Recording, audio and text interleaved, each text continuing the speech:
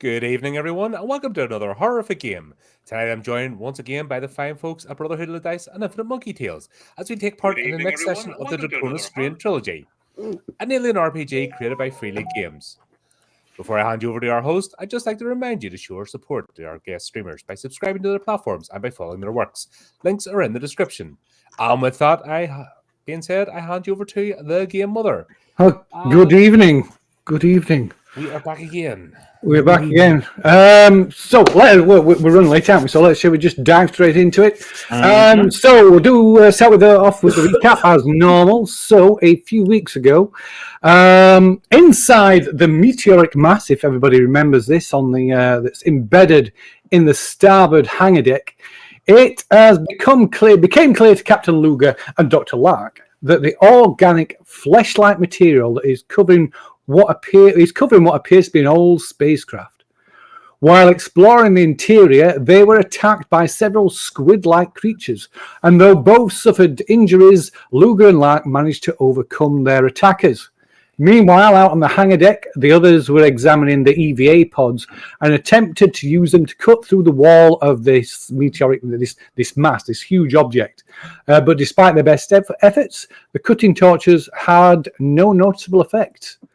On top of that, their attempts seemed to trigger increased activity from this biomass, and more biomechanical tendrils began growing outward, penetrating the station's surrounding structure. So at this point, Navari suggested that instead they take the 3 EVA pods and leave the station via the docking port on the hangar bay. But Dr. Ajiri protested, refusing to abandon Luger and Lark. But when his objections fell on deaf ears, Ijiri decided to head inside the object alone. Meanwhile, Naviri, Sajad, and Drabikowski each pilot an EVA pod, struggling against the gravitational forces that threatened to drag them into the swirling plasma streams orbiting the black hole's immense maw. Outside the station, they were able to witness the scale of the devastation wrought upon it. Whole decks have been destroyed, with signs of plasma fires marking others. The trio piloted their pods towards the Katerina, which is still entangled in the station's superstructure, and began working to cut it free. A task which looked like it would take at least 4 or 5 hours. But during this operation, Drabikowski accidentally severed an electrical conduit, causing a discharge that shorted out all the systems in her pod. Meanwhile, back on the station, Captain Luger feels strangely compelled to delve deeper into the mutated spaceship's interior, despite Dr. Lark's objections. And when Luger turns to leave the room, Dr. Lark went to the extreme of dropping a tear gas canister in a desperate attempt to disable Captain Luger. But Luger managed to escape to the next door, sealing it behind her. And Captain Luger pressed on, exploring deeper into the ship. Bolt gun at the ready, down another bluish, luminescent, pulsing corridor. This sounds like Urusaki Doji.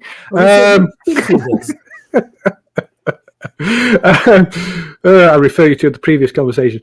She threatens to shoot Lark when Lark catches up, but Lark finally manages to convince her that they need to leave. But just then, the floor of the corridor suddenly opened up, revealing a deep pit. Luger manages to dive forward, narrowly avoiding the drop, and Lark grabs her and drags her to safety.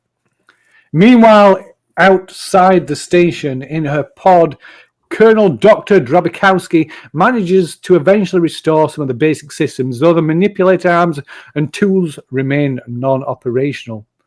Once the pod is functional again, the group decides to instead pilot their EVA pods onto the docking area of the Katerina.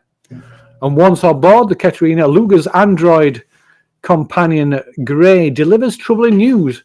Apparently, some of the biomechanical tendrils have grown from the station along the substructure and have penetrated the ship, destroying, I did say damaging, but destroying the oxygen compression units As a result, it is now impossible to recharge any oxygen tanks for rebreathers and EVA suits on board the Katerina.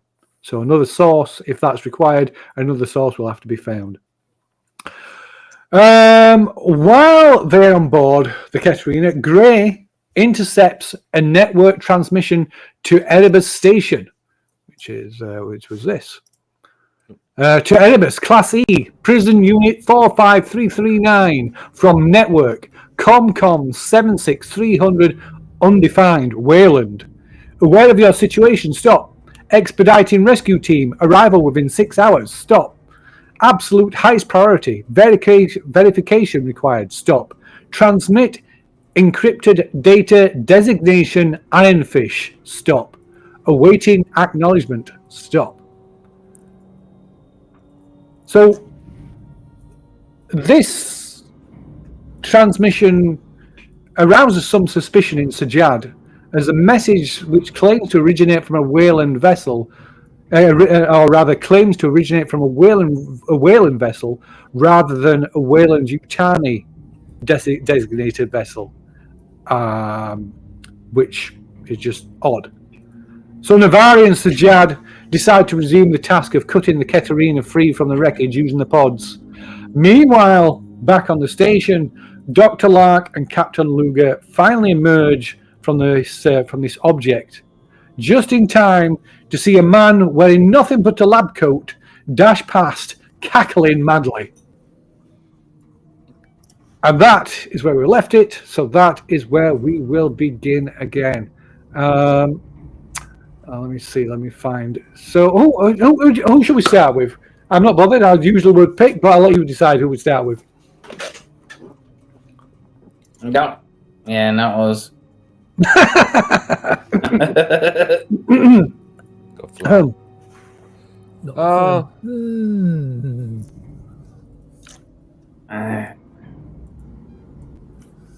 So, in which case, I guess that means we're outside the station. Around the Katerina. Let's go to Katerina. Or should we go to the which is best, that one or the side view of the station? I guess the side view of the station is better. Yeah. Yes. So is that what you're doing? The two of you are returning to try and continue cutting the ship free. Yeah, that was the plan. Get out an EVA and.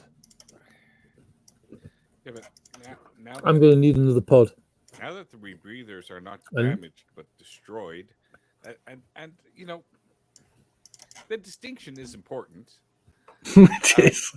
You know, the point of cutting a ship free, that we don't have a chance to like recharge oxygen tanks and stuff like that. Yeah. So the life support system and air filters are still functioning. It's just the oxygen compression units that are used to refill air tanks.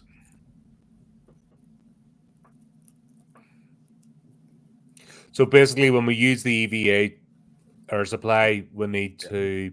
You'll need to find another means of replenishing the air tanks somewhere on the station, because obviously there's going to be somewhere on the station. I'm guessing there's going to be one in the spinning out hangar. of control. So I offer to. I'll go back to where we docked, or where the EVAs were docked, to basically pick up refills. If Luger, if you want to carry on with the cutting, I'll go and basically get us refills, because obviously if that's where the EVAs were docked, they're going to have all the facilities there, aren't they? Potentially. Would it be better if we took 2 pods, just fill them up with all the tanks we can find? I suppose it makes sense. Yours aren't operational anyway, your arms. This is Joe. So yeah, you just use as a basically a carrier, you know. Yeah, that makes sense, wouldn't it? Mm-hmm. Okay. I think so. There's nothing else I can. There's nothing else I can really do without a pod. So, without the manipulators on the pod. Yeah, so that's we'll do that then. if Luger keeps on, at least because we still need to be cut free. I'm not with you. The ship's gonna, but we need to be able to cut free so we can leave. So that job needs to carry on. So Gray offers to access the plans of the station and see if you can locate where you will be able to refresh any air tanks that you need. Okay. Yep. It would make sense where we, unless there's somewhere else this station's strange, but it would make sense where we came from. But yeah, if that's still a viable option, because we know how to travel there, or if that doesn't work, then obviously if we can point to somewhere else in the station, sure, we'll do that. So, well, it will only take a moment, sir. I can fantastic. I can quickly access the plans of the station. And so Gray walks over to one of the consoles on the bridge and starts tapping away at the console. I feel like there should be elevator music playing right now. And yeah, so he says, yes, sir.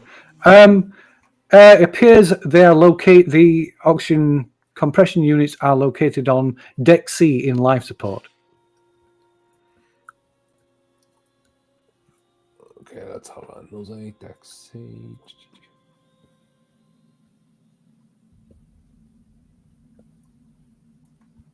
All right. Up there with the Health and Wellness Center. Yes. Get a back massage and a facial or something while we're waiting for the. Yeah, that's where the Joes can load them up if there's any Joes running about. And health, wellness, and the ability to breathe oxygen. Yes. That's where Professor Head. That's where Professor Health and wellness, isn't it? Being able to breathe. That's where Professor Hedenstrom got his facial. Yeah. Oh. Oh.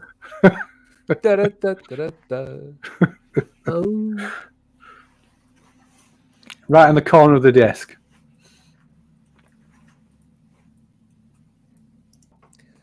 Okay, guess we're going to do that then. Can we park in taxi?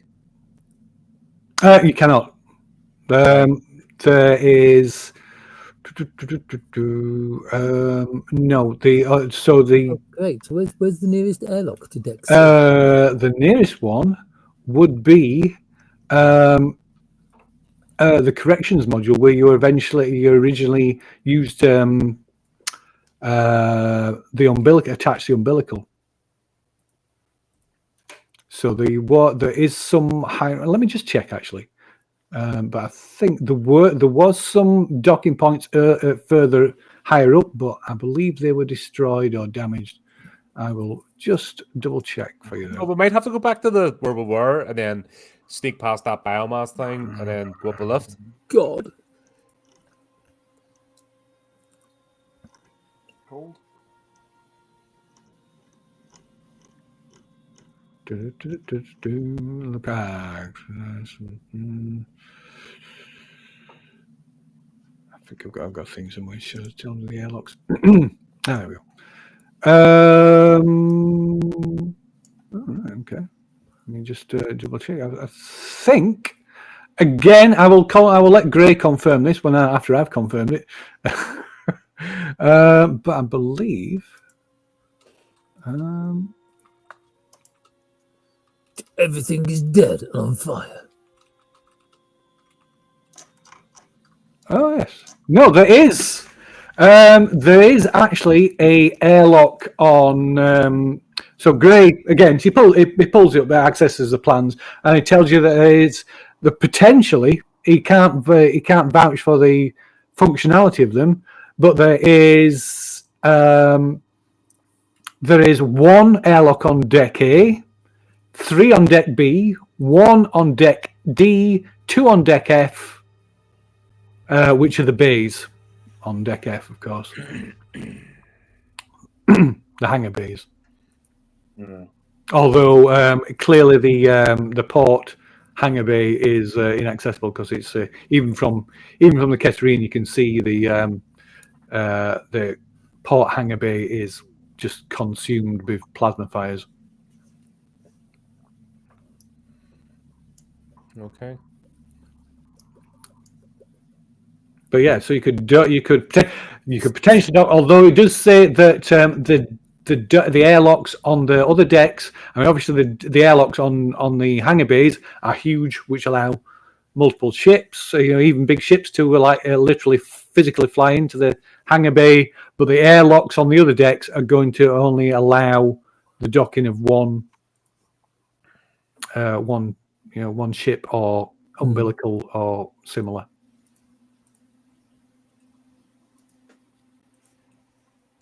All right. So we shall do that then. I guess we better start loading up. Doctor. Yep. Right. The question is like how many air tanks and rebreathers are we going to be able to find, and how many can we fit in? Well, I would say that on the Katerina there is probably there would probably be an air tank for each person and a spare. So there was originally 6 of you. Mm-hmm. So Right. yeah, I'm guessing the spares haven't been used.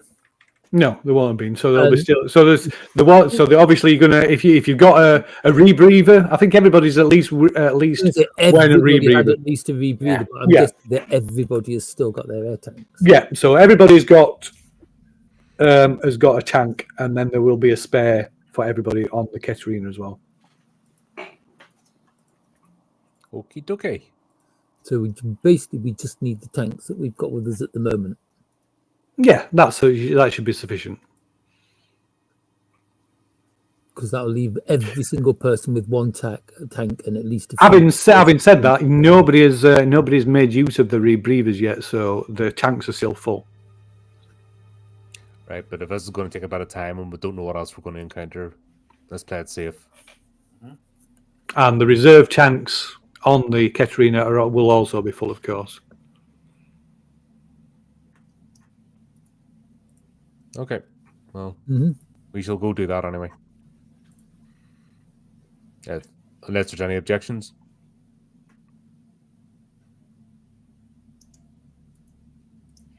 Apparently not.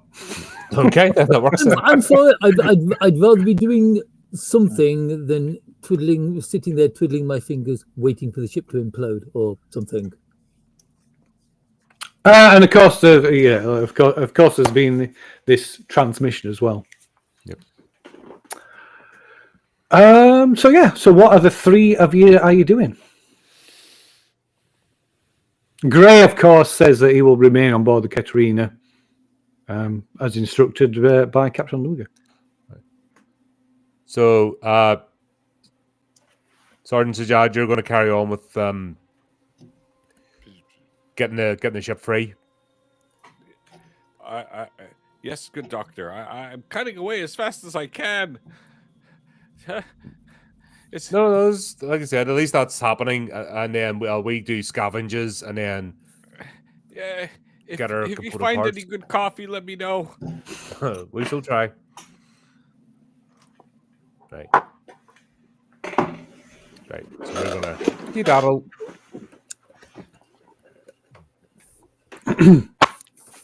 Okay. Okay, so it's so I've got the character's name. It's been that long. It's so Navari and Drabakowski are setting off in their EVA pods to dock back with the station, while Sergeant Sajad continues to cut the ship free of the superstructure. Correct? Yes. Yeah, excellent. Very good.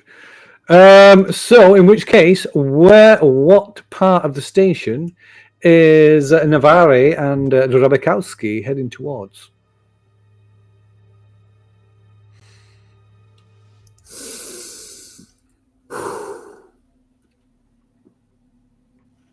Would it be worth, before we go and fill these tanks, going to see if we can pick up the others?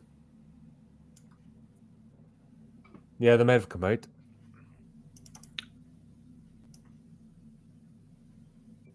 If not, just being the fact it's a hangar deck, there may be some like air canisters down there to use in the suits and whatnot they've got there. Might be worth a check, yeah. Actually, So, that's a instead good of call. filling up any empty ones we can find, we might be able to find full ones or empty ones that need filling that we can take and fill up.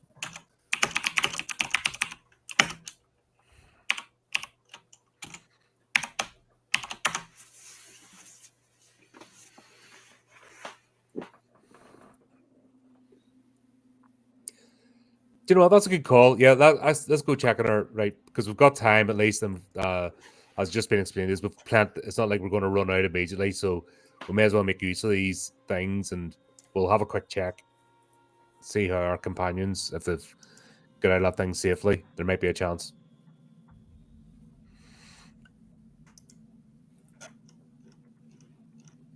Right then.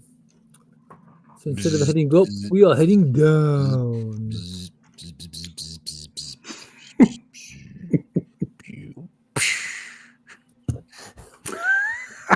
Bang! Crunch! Boom! Okay. Some more mouse buttons press. Okay. Right. So sorry. Which part of the station are you heading towards? Back towards we exit the back on the starboard hangar bay. Yep. Yes. Okay. I'm glad you said that because he was going to say whereabouts you're heading to. I couldn't actually remember where we come from. Yeah. Let's say we better. That's a problem with these 4 weeks between sessions. So that is the. That's not a factory complex. It's just main concourse. Is it? Is it main concourse or is it fair? All I wrote down was left hangar bay. I don't know if that means we left the hangar bay or it was the left hangar bay. It's you left the left. Okay, so in which case, what is Sajjad doing? So Sajjad is just continuing to cut the ship free of the wreckage. I'm doing my best. I'm wondering if I can get into a Zen mode and feel that this is inside my pod. I feel secure and safe, like in a womb. I may be trying to, while I'm doing it, get into a Zen mode and just take a quick, kind of a break. Like I want to feel that I'm relaxing a little bit, that I'm relieving some of the stress that I feel from this whole situation. That's somebody. That just sounds like somebody trying to relieve stress. It's what I'm trying to do. I don't know that I will succeed in it, but I'm trying to focus on it and calm down. Oh, is this? Are you using your signature item? I guess I will need to. Although I don't believe that in this case my signature item is a stress relieving item. That, given the story, it would be stress inducing. Well, I think other people might find it not find it comforting, but I think you perhaps do. I'm thinking that when you're using a signature item is in a place where you're kind of really, really under stress, and you're grabbing onto the teddy bear and you're using it. So inside here, I don't think I would be using that mechanic for the well, actually, you've got to use it in a moment of calm where you can relax and do just what you're saying. That's why I asked if that's what you meant. Fine. Yes, okay. Excellent, very good. I'm going to read a few passages and while I'm doing that. I would ask you to if you could recite some of the passages, but I'll not do that. I can. Do you want me to? Oh, you can. Oh, but please do. Please do. In the original Hungarian that it was written. Look at me, Mr. GM. I've taken notes. I really care about this. ואין לך מה לדאוג, השם יעזור לך באמצע כל הטעות שאת עוברת עליהם. לא לדאוג, יהיה בסדר, תהיה רגוע, לחשוב מחשבות טובות. Would you like some more? Yeah, please continue. I think that's enough exposition for today. Okay. Righto then. So I think I'll keep it that. So that means you can lower your stress level by 1. I believe that is the case. Once per act, you can in session you can interact with your signature item in some way to reduce your stress level by 1 step. Oh no, I do apologise. I'm confusing my my rules with electric state. Yes, you could have used it potentially used it in a stressful situation, because in a calm situation that you are in, you relieve stress every 5 to 10 minutes. Oh, okay. Well, that's so you could potentially take a rest, take a break, and reduce your stress to 0. Are you serious? Well then. Yeah. So that would take like 20 minutes. That is the definition of whistle while you work, isn't it? Yeah. I mean, maybe to calm yourself, maybe you do read, recite a few passages, but yeah, it's okay. You got a calm, collected moment before you continue, and so you spend about 20 minutes, maybe about the time it takes for the others to pilot their EVA pods back into the starboard hangar bay, before resuming your attempts to cut the ship free. Okay. All right. Very good. Right. Yeah. I think that sounds good. Okay then. Right. So, and then you're going to continue with the cutting job. Yeah. 100%. Okay. Radio. How much do you want me to reduce by? You can reduce it to your stress is currently 4, according to what I can see, so you can reduce it to 0. Oh, okay. Sorry. Yeah. All right. So panic. There was at 9 before. It's yeah. What So is the difference between what is panicked? Panic should have gone. So you can right click to remove that. So once you get a moment to calm down, it means your the panic roll will be set to a minimum level. Okay. All right. But you can remove that now. All right. Very good. So yeah, you're very calm. I think that was Calm and composed. Yeah. Excellent stuff. You can. So as you set about cutting through this substructure, you could give me it's an observation, I believe, an observation roll. Observation it is.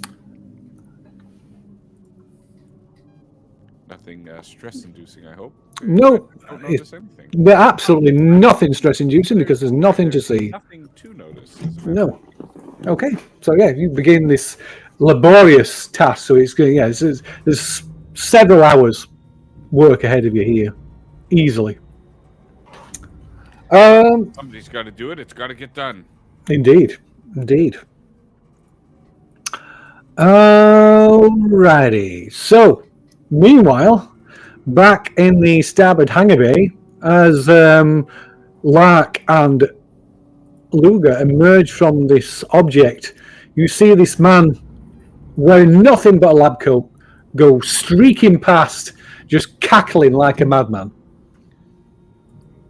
In Canada, a man in a lab coat streaking means something a little different, maybe. Does it? Okay. We usually like to keep those people at least 300 yards away from playgrounds. And I have questions. Captain Luger? Yeah. I'm kind of fatigued as I come out of the door, and obviously we see that. I kind of look at Lark and see if I imagined it at first. Did you see that? Yes, it was very odd, wasn't it? I don't suggest we go and investigate it. I don't know if our companions have left the base. There seems like they have. Can they? What? Can they use the Katerina? Can they use the Katerina without your authority? There you go. No.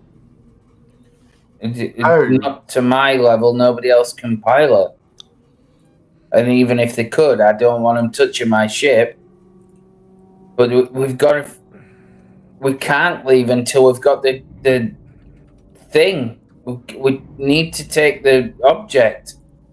The object. Which object? There are many objects. Some of them seem to be very angry. That object. There are. Which object? The pounding the heartbeat object?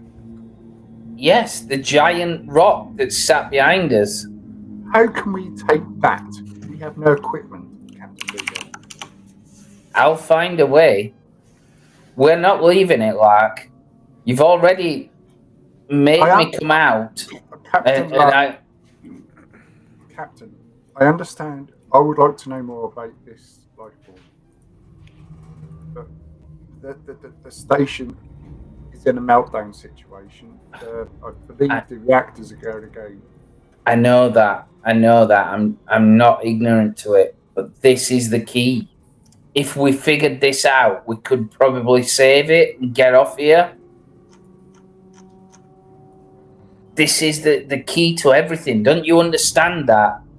That's what I'm saying. I came out reluctantly because I know that, like you said, we're trapped on here and we need to find other things. I accept that and I'm doing that, but we can't leave this thing. I understand that, and I apologise for earlier, Captain Luger. But I'm here to keep you sane and so you're not losing your sanity, and I want to keep you safe. And at the minute, you're being rather reckless about it. I'd like to know more, granted, but there's things we need to do before we get this alien object off this ship, like making this ship maintain its orbit, possibly. Rather than Who's reckless? I'm fine. It's the guy running around with no clothes on that's reckless. Yes, I understand that. That is very odd. So as you see this, you suddenly see him kind of peer up from behind one of the from behind some storage crates, just kind of grasping the top and peering over, woohoo! and then ducks back down again. This is gonna go well then, isn't it? I treat him like I'm coaxing a cat to me. I'm like, hello, little one. What's your name? Danger. Yeah. Doing a bit like we don't mean you any harm. You can come out. It's fine. Oh, give us an empathy check if you would.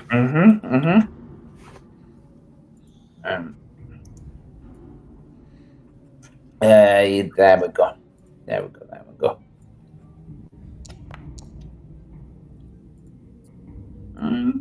Okay, so you attempt to coax him out, and eventually kind of peers around there, pops up once or twice, and then finally, as you talk to him, he comes over, walking kind of hunched, sort of almost crouching. Yeah. I've been here before. Do I recognise him as one of the staff? You do. You do indeed. Okay. It is Dr. Asher Webb, one of the heads of the science team. I'll kind of say that to Lark. I said, Dr. Webb, what's happening? Are you all right? I look around for a blanket in Hangar Bay or anything kind of like a canvas sheet from a packing thing to kind of cover him up. Okay. I mean, there's, okay, fair enough. Maybe there's something kind of, as you say, when you say his name, he's kind of looking around and he walks up to you and puts a hand on your shoulder. Shh. Okay. Shh. Can you hear them? Can you hear them? Shh. Do you mean the voices? The voices are talking. Shh. I'm gonna listen for voices.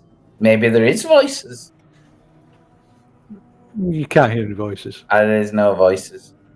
Only the heartbeat and unending dread. And he kind of turns and looks as if he's looking at somebody. Shh! They've got it all wrong, you know. They've got it all wrong. What have they got wrong? I'll kind of buy into his psychosis and try and get him to answer some more stuff. What have they got wrong? The people, everybody here on the station, they've got it all wrong. It's the voices in the walls. They know the truth of it. Shh! Listen, and listen to the voices. And he runs over to one of the walls and just kind of plants his head, later like leaning, and plants his ear against the wall. As he's doing that, yes, I understand. I'll ask Lark. I'll say, what's his malfunction? Yeah, what? I believe he's paranoid schizophrenic, as you might call it, or as you would actually say, the person's lost his mind or her mind. Didn't see. So yeah, I believe that whatever we've been hearing, whatever we've been seeing, as you've witnessed and I have witnessed, ghostly figure or apparition or whatever you might call it, that could be part of it. And whatever this object is you're on about, that could be part of it as well. So that could hold, as you say, that could hold a lot of answers. But we need to get this station, you know, out of its critical meltdown stage, Captain Luger. I look like I'm wrestling with my mind a bit. Start rubbing my temples. I agree. Holy shit! Because if this is fucked up, Captain Luger, you might end up like that person, and I don't want that. I want you to what is happening to me? What is happening to you? I have no idea. It's a human emotion. The whole seeing things and hearing things is illogical. Maybe it's alive. It's alive, though. Maybe it is talking. Maybe it's just saying things that we can't understand. Okay, so when you say this, Reb comes like scuttling back over to you and goes, shh, you're right. It's alive. It listens, it sees, it's talking. Just listen to its voice. It throbs, its heart beats in time with the black hole. Can you not feel it pulsing? I look terrified as I nod frantically. I can. What is it? What is it, Doctor?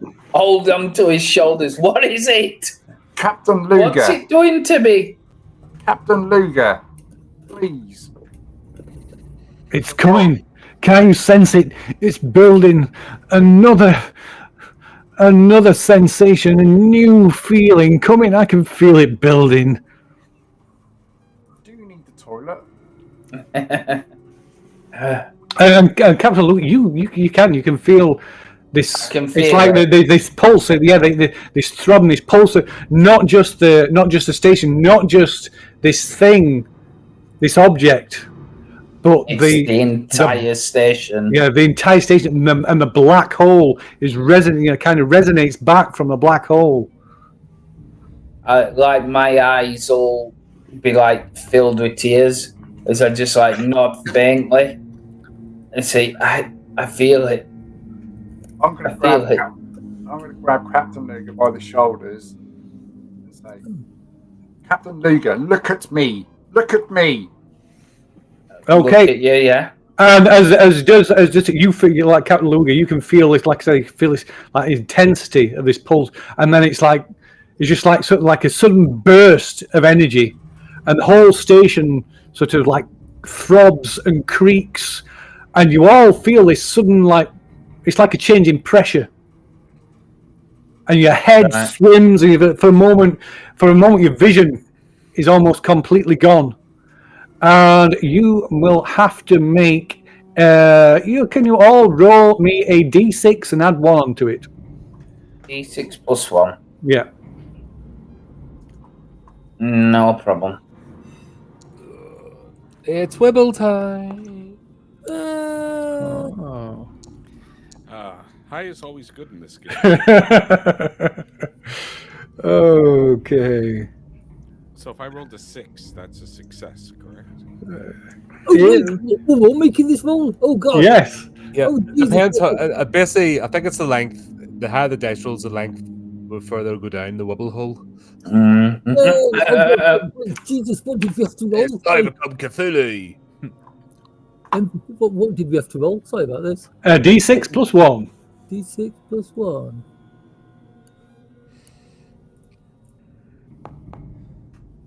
Oh, well done, sir. Well done. Okay. Let's see. Where are we?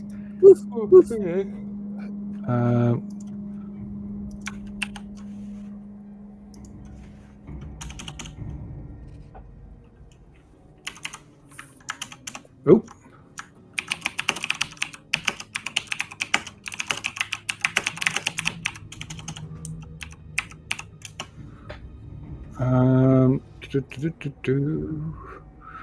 And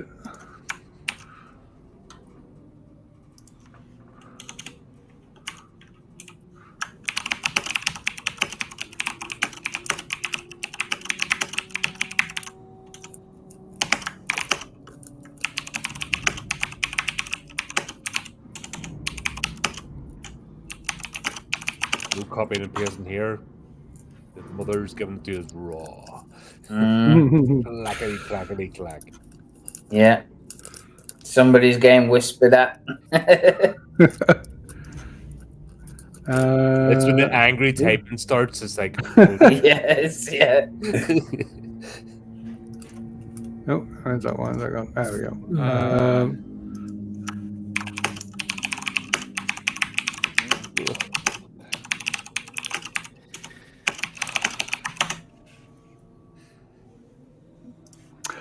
Okay, so yes, this,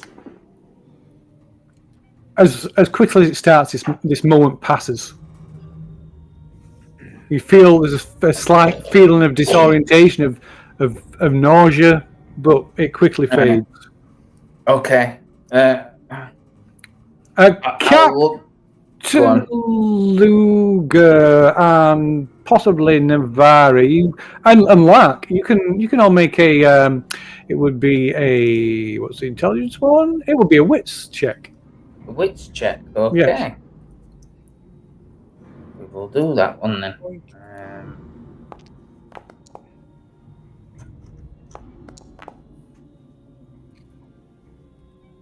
Okay. You bugger. You can ignore the stress roll if it comes with stress. Sorry, I should have told you not to add the stress. All right. Okay. 1 success. So you can reduce your panic condition by 2 for Captain Luger, because that shouldn't have applied it. Okay, so if for those of you that are successful, the rest of you can just ignore, not listen to what I'm saying. I'm allowing you to do that. You realise this must be the effect of the black hole that you were briefed on when you first arrived. Yeah. Yes, we were. The NDD's neurological distortion disorder that is brought on by the influence of being in close proximity to the black hole. Oh, okay. Sounds fun. And it involves hallucination, yeah? It can involve all sorts of things. Right. Okay. But you feel unaffected. I can't find my panic level. It is on. Oh, it's okay, apparently. Yeah, I can't see it. I can only see stress level. Yeah, that'll be fine. Leave it on. It's fine. Yep. Oh, good. Radio. Right. Yeah. Oh, I need to apply. Just give this wonderful thing to a couple of people. Where are we? I'm guessing knowing that helps us to.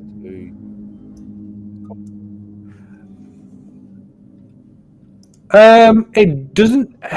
Well, it helps you in forewarned. You were told that you were warned of this, and you were told that either to rely on Dr. Lark's psychotherapy, his kind of psychological techniques, or to avail yourself of drugs that are in supply on the station to help combat the effects.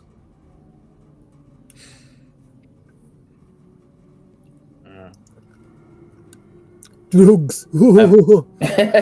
So, like I said, I'm looking at the doctor. I'm looking at like what's going on? What are we gonna do? We've got to do something. We've got to find the others. Doctor, where are the others on this station?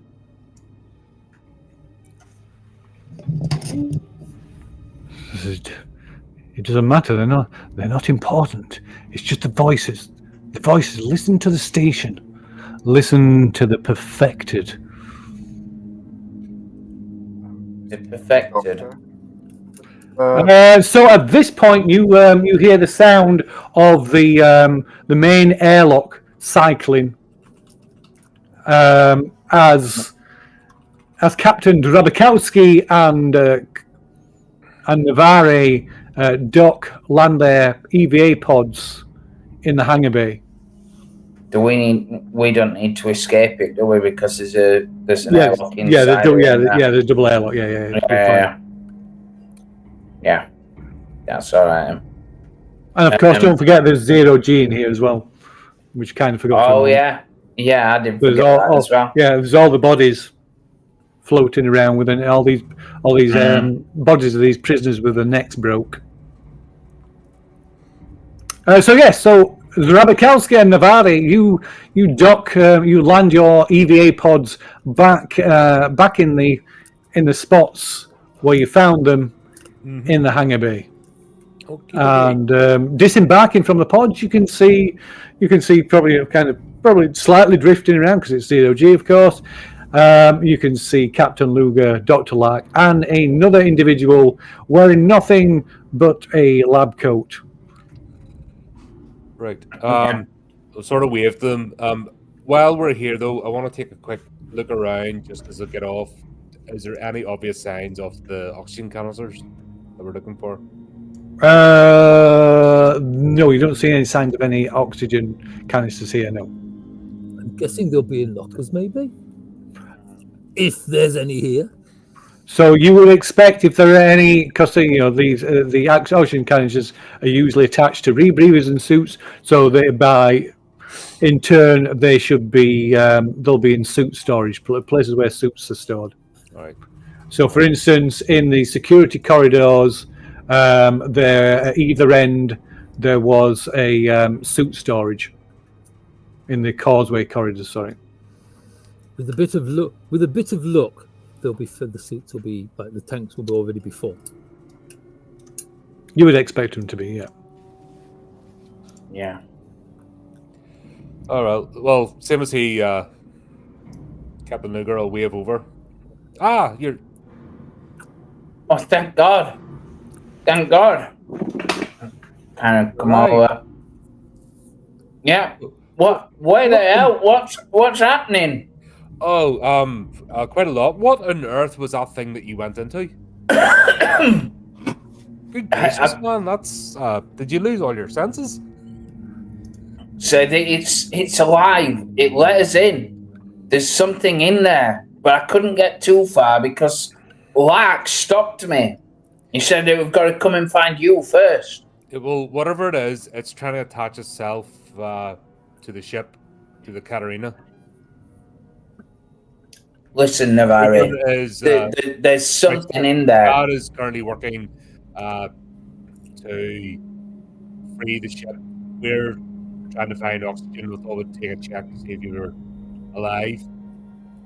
There's a lot going on here. Yeah, get the oxygen.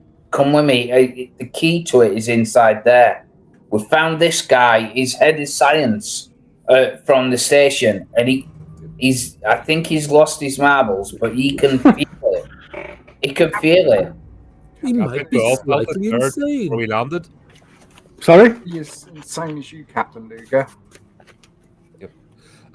Yeah, I'm fine. There is a rescue mission underway. We've got a strange transmission. Transmission? Yeah. I'm just looking from side. I'm just like listening in, but looking from side to side, trying to keep an eye on all. The transmission's not good, is it? This thing's about to be destabilized. What do you mean, a rescue mission? Will and Jutani's coming. However, we need some sort of code.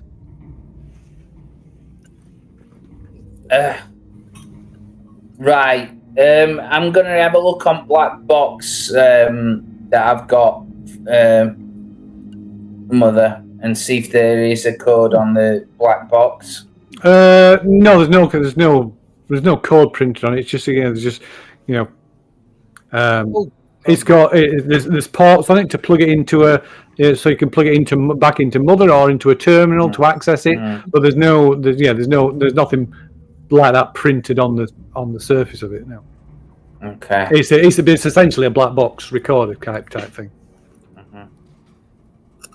Right. I don't know it, but if they're sending a rescue team, that rescue team's going to be in danger because I think this entire station's slowly going that way, aren't they? And they're going to get trapped just like we were.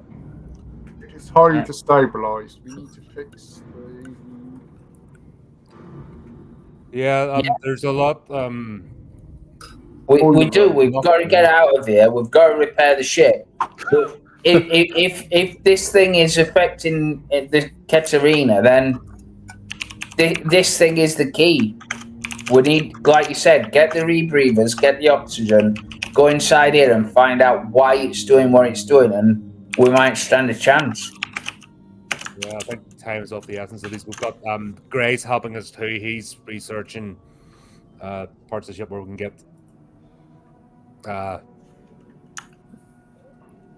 Where is Sajad? Is he dead? I look like shot. Is he? No, Sajad's working at the moment. Okay. He's Sajad. Well, we basically get the equipment that we need. We still have to get the batteries. Good. I believe when we were last together, I believe he lost his arm and cauterized the wound. Sorry, Dr. Navari, are you in the comms? Do we have comms? Yeah, you have comms on. You've got comms on your. So yeah. Oh, okay. I haven't got them obviously. Yes, so yeah, go ahead. Yeah, did you call me? Who's on the ship now? I just said, have you got your wound fixed? Because you lost an arm, didn't you, earlier when we last were with each other? No, my arm is still pretty much messed up. It's haven't had a chance to. We got to cut away the ship and get out of here. Who's on the ship now? We all are, Mr. Jad. And we have an extra person who's a bit insane, shall we say. Is the ship ready to depart yet? Only Captain Luger will know that. He's the only one who's got the clearance. We need everything as far as I know. From last time we were talking, we need the power cells, we need the thruster compression coils, and we need to cut the ship free. We came here looking for the compression coils, didn't we, or the batteries? They were in the thing down here, weren't they? Yes. The batteries were discharged. We towed them back to the ship. Did you? Well, that's good, but we need to find a way of charging them. That's part of it. That's brilliant. But I'm telling you, we're not going to go far without finding out what this thing is and what it's doing. Never mind that for now. Captain Luger, can I have you on a separate channel?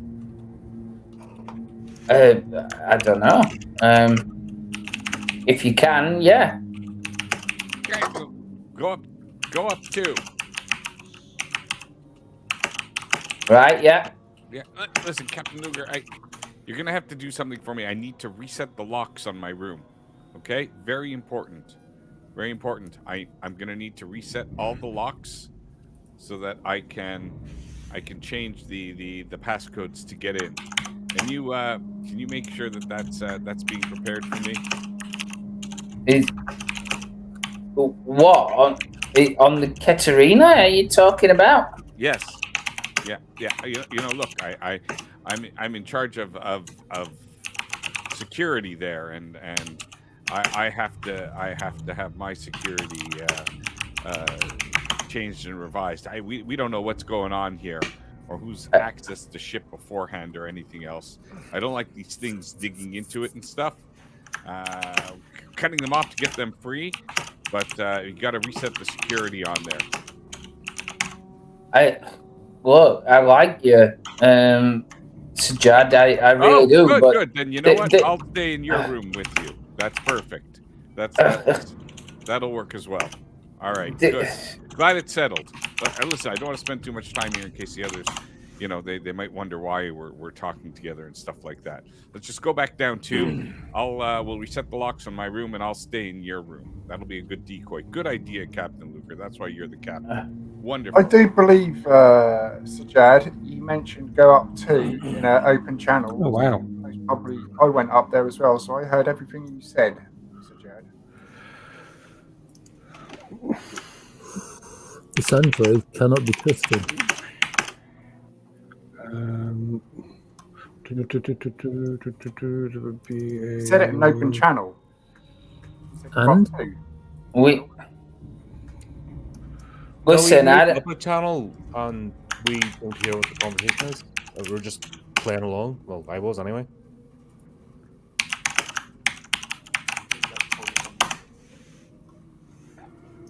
Look, you could tell I'm hurt as well. I'm going to actually have a look. There's a med bay station here, isn't there? I'm going to float over to the med station and see if there's medical supplies in it. Okay.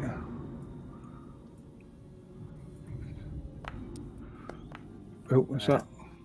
Oh, nice. I can't remember if the captain's got a gun, so I'll go over with him.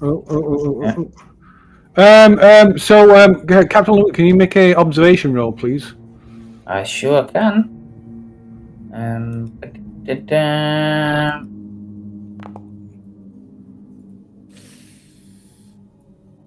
Okay. Right, just 1 second.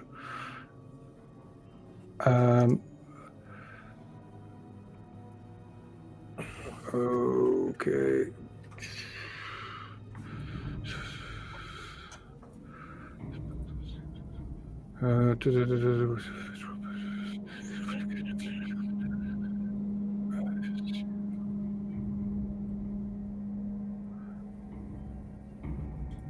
Okay. So Navarra, as you're looking, you drift over to this medical station, unawares until right at the last moment. Navarre drifts towards you and opens fire. He just points his gun at your head and just opens fire. Navarre fires at me. Yeah. Okay. So if you make you want to make a ranged Navarre, if you want to make a ranged attack, you can add. I believe it's +3 at that range. Yeah, go for it. Flashback PTSD. Good job, I'm not a captain. Okay, you are. Oh! Wow. So I guess you're applying that all as damage, are you? Yes. That's 4 points of damage. You get well, you don't get an armor roll because it was you don't get an armor roll because it was So there's blood in 0G everywhere. as my head explodes. So well, it's your health as goes down. So it's but you roll a critical. So your health is down to 0, and then it's a critical roll to see what it does. I mean, if it does damage, it's essentially a headshot. Yeah. I've rolled roll crit. Yeah. Yeah, well, I can't. You go on, see. I mean, it's potentially an automatic headshot because it's kind of just put the gun to your head and you haven't seen him. There you go. Well, there you go. You've actually rolled it as well. Pierced head. Pierced head. Yeah. So bang. Immediately. Yeah. Boom. Lucky bastard. Wow. You win so big. God. What? Wow.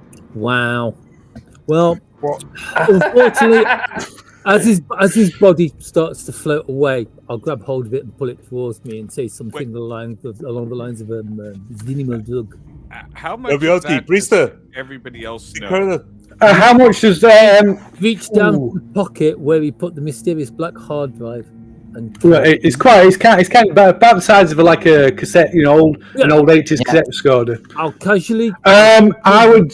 I would say Sajab maybe hears, being a military person, you hear the sound of a weapon being discharged. Don't people make like a stress roll or something like that? Don't people get from obviously Navarro who pulled the trigger? Yeah, Dravakowski, you can add this level of stress. You can add 1 stress. Excuse me, I knew it was going to happen. Didn't happen in a port window that I'm. Oh, sorry, you were in on that. Sorry, I do apologise. Yeah, I was totally in on this. Yes, you did. You were. So no. You gave the order. You gave the order. I knew it. Do I see a body floating by now in the? No, you're not, Annie. You won't see anything because this is in the. This is in the happening. You hear what is obviously a firearm being discharged. But this is taking place inside their starboard hangar deck while you're still in the EVA pod. Okay. So I'll get on the comms. Hey, I heard gunshots. Everybody okay? There's another prisoner. Right here. There's one of the prisoners free. But hold on. We'll get back. I unleash a couple of shots from my gun just into the air. Captain Navari. Have you lost your mind, Professor Navari? Yep. Dr. Anyway, Navari. obviously, I'm now going to shoot Lark. That's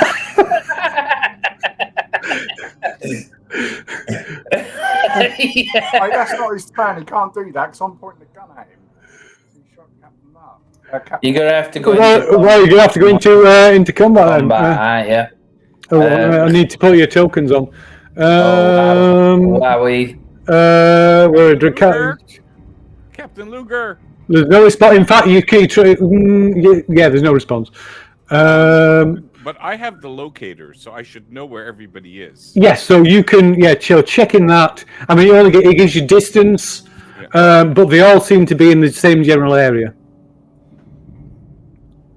Where's Navari? There's Navari. So Navari would be there. Okay. So let's.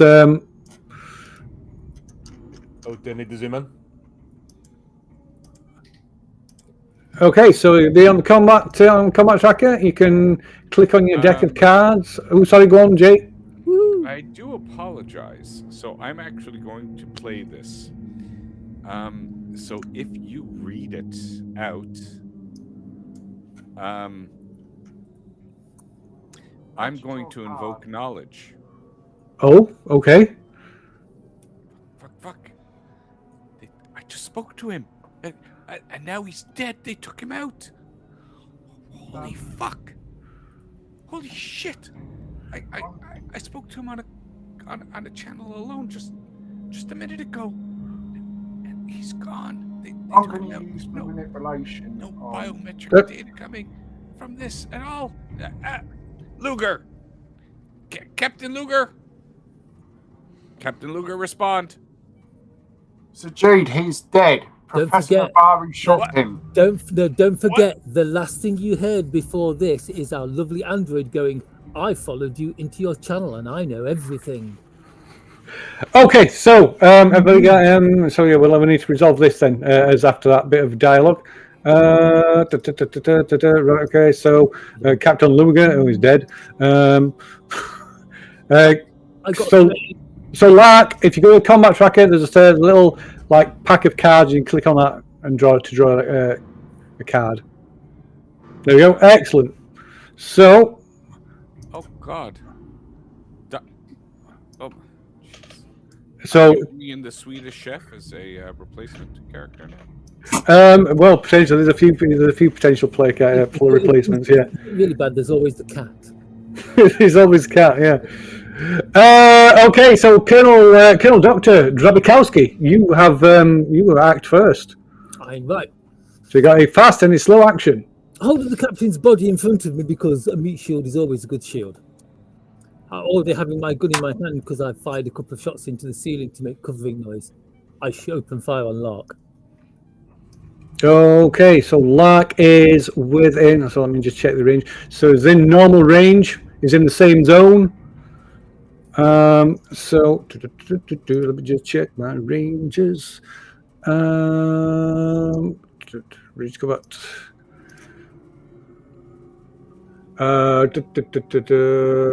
Engage range, short range. So yeah, there's no adjustments.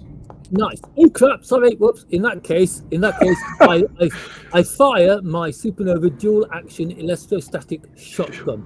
Okay. Okay. So that's one. That's one success. I'll take that. Okay. So so Dr. Lark, have you got any armor? I'm not sure if you've got any armor. Yes, I have. You have, so you can roll for your make your armor roll. Somebody's reaching for the plot armor. Okay. Doesn't need plot armor. He gets another character. There's 99 convicts plus crew on this station. Well, probably minus a few. There's probably like 6 left, but they'll be the good ones. Ooh. Oh, that is so. Yeah, so you're 8. So yeah, this shot penetrates the armor. I'd love to know what noise an electrostatic shotgun makes. Probably a like electrical discharge, I imagine. Or is it a kind of a coil gun? Maybe. Ooh, who knows? Okay, so Dr. Lark, you lose 2 points of health. I am, of course, maneuvering back and hiding behind the body of Comrade Captain. Professor Navarra. Right.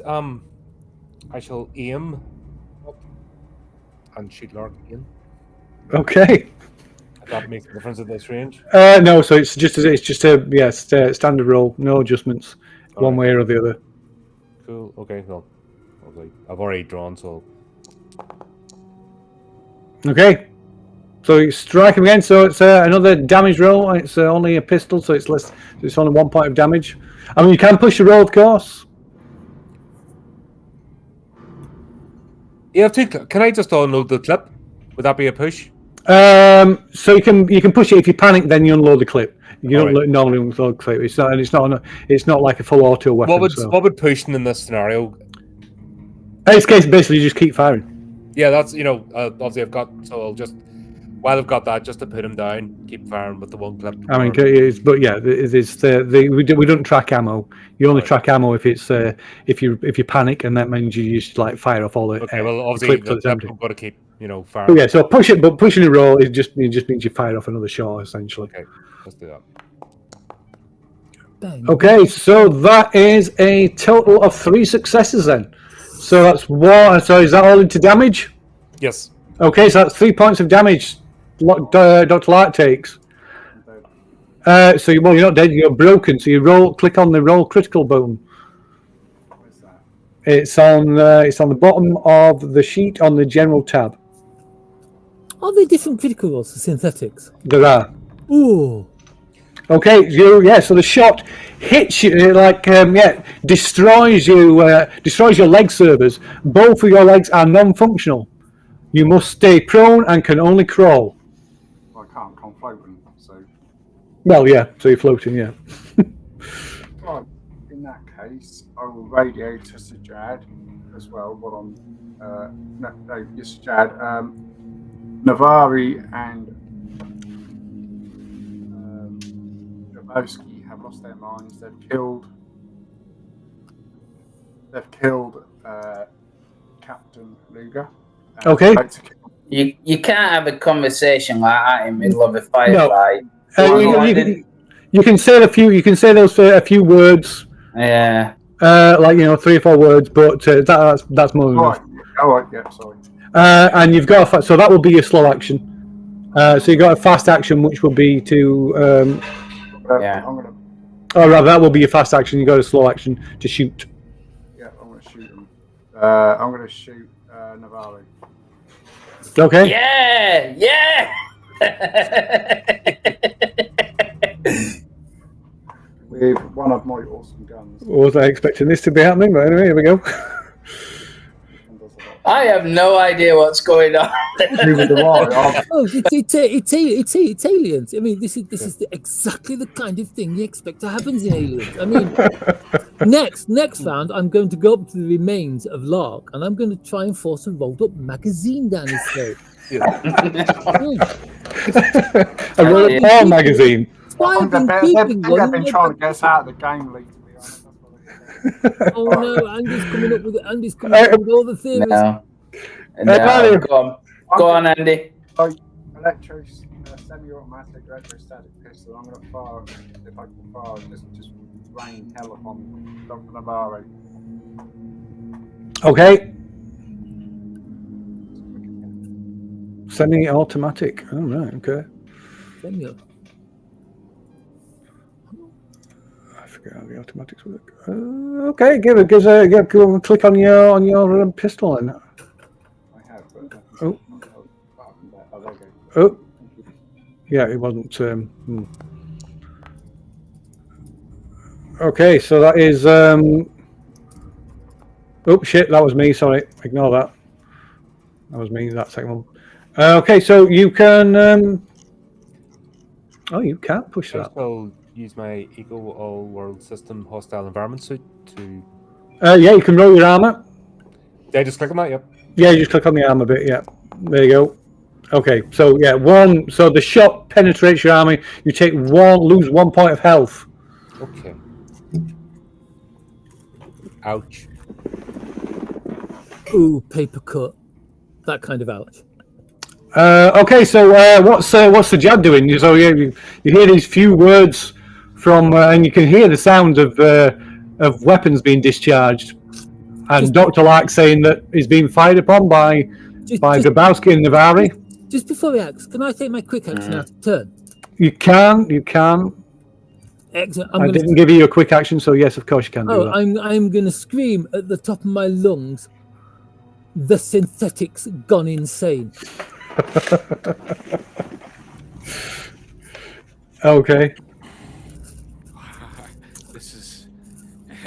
This is crazy.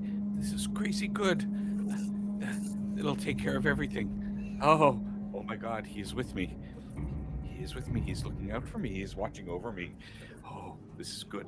I will continue with my work. Cutting away at the things and we can clean up the ship once we're in space. Okay. So, I know, however, if anything else, if anything else was needed or required. So there's the replacement power cells are needed. Otherwise, the engines won't start, and the coil, is it a suppression coil? Yeah. So there's 2 components that are missing that need replacing on the ship. No, it's got nothing to do with what's happening in the moment. Forget that.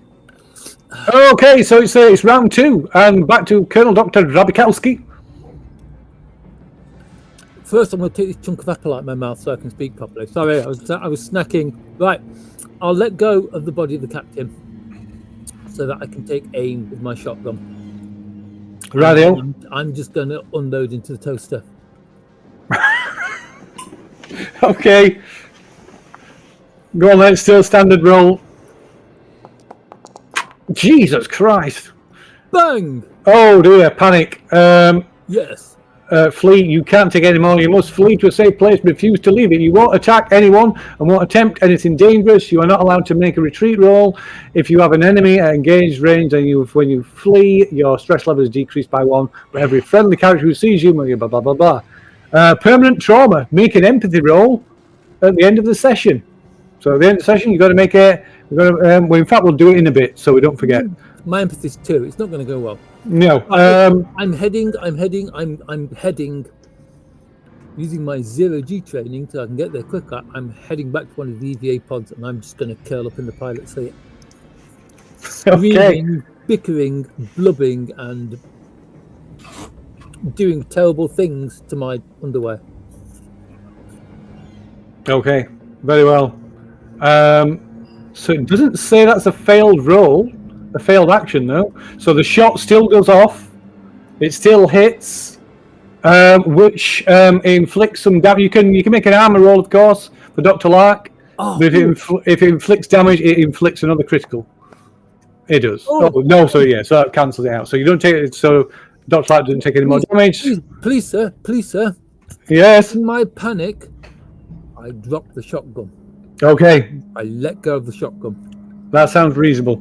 Very good. And then you flee to one of the EVA I pod. head towards the EVA pod, and I just lock myself in it and cower. Okay, very good. Professor Hector Navarre, it is your turn next. I just sort of shake my head and I shall shoot Lord some more. Okay. Standard roll. Okay, so that's a 1. So you can make another armor roll for Dr. Lark.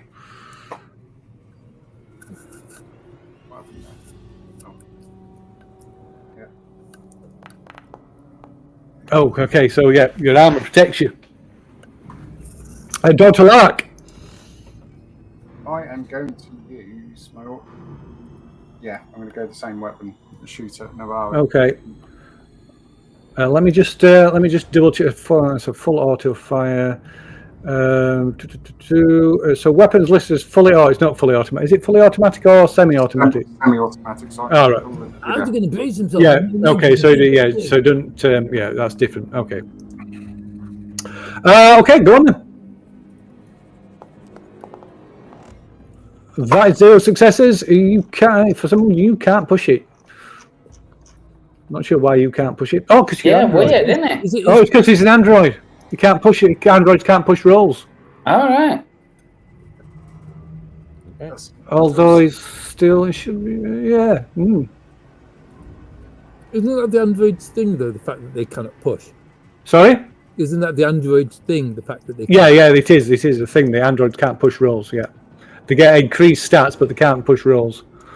Okay, so I guess Colonel Lobowski is like fled.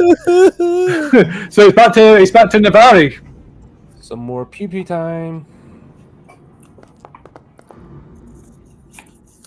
Wow. You can push it, of course. I'll push that. Oh well, that's okay. So that's 2 points damage. So Dr. Light, you can make an armor roll again.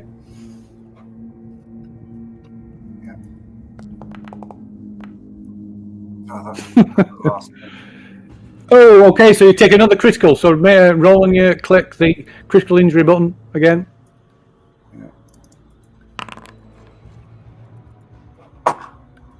Just have that one? Yeah, just that. You should have to roll it again. That's the same one. Oh, hold on, mate. I'll check it because you just take the next one up.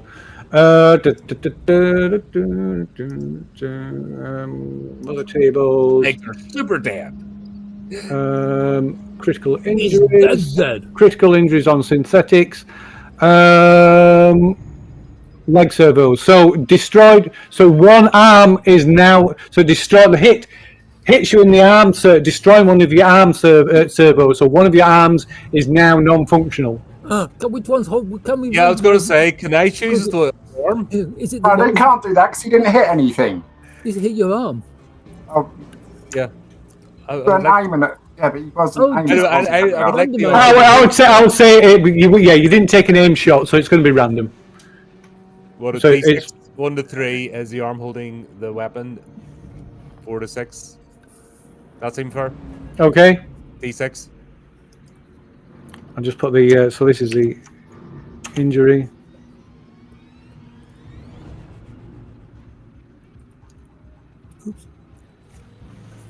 Well, go on then, Light. You can roll D6. It's you're the android. Mm-hmm. But if he doesn't get the one I want, I get to roll the D6 after. Okay, so 1 to 3. Oh, yes! Yes! Okay, yeah. So you don't drop the gun, but it's kind of like stuck in your hand, and that arm becomes non-functional. Okay. Good. Okay. Right. So now it is. Well, you've got a fast action, Navari, as well. There was a slow action to shoot, so you got fast action. Fast action. If you're not sure what your fast actions are, you can look at the journal tab. There's a thing that says quick reference, and it shows the fast and slow actions.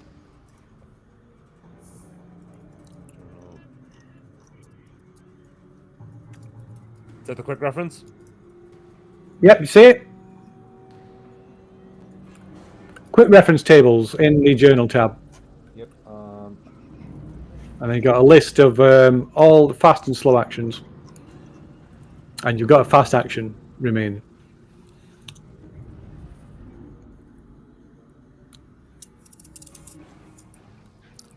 Oh, good. I can see it now. If Andy dies through this, he's going to pick the cat so he can shit in our boots. Gaming is no point in this, is it? Sorry?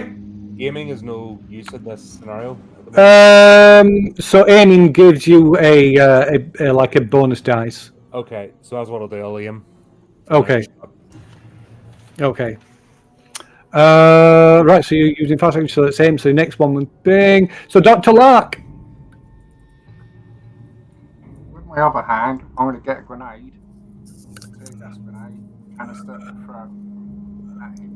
Okay. Right. Let me just see. So if you can click on it, so that's usually. I'm sure if you. So well. What type of therapy do they hand out in the Alien Universe? Grenades?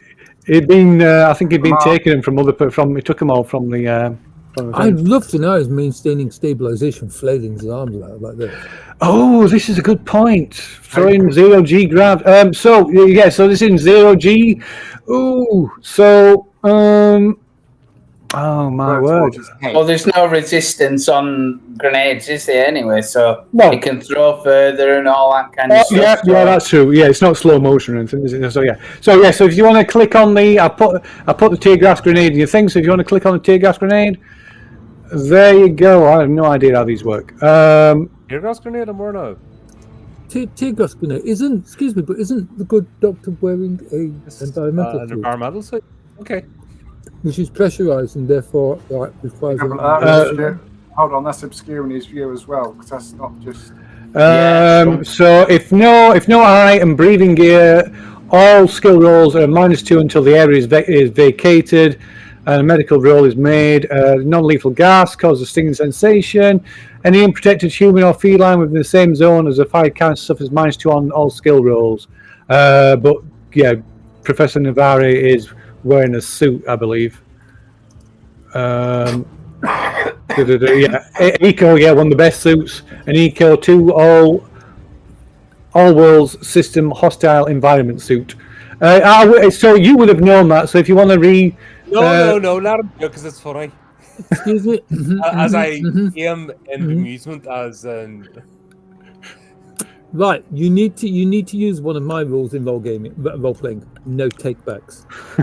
When you say it, you do it. Right. That's harsh. And you will confirm this rule because it's already got him killed in one of my games once.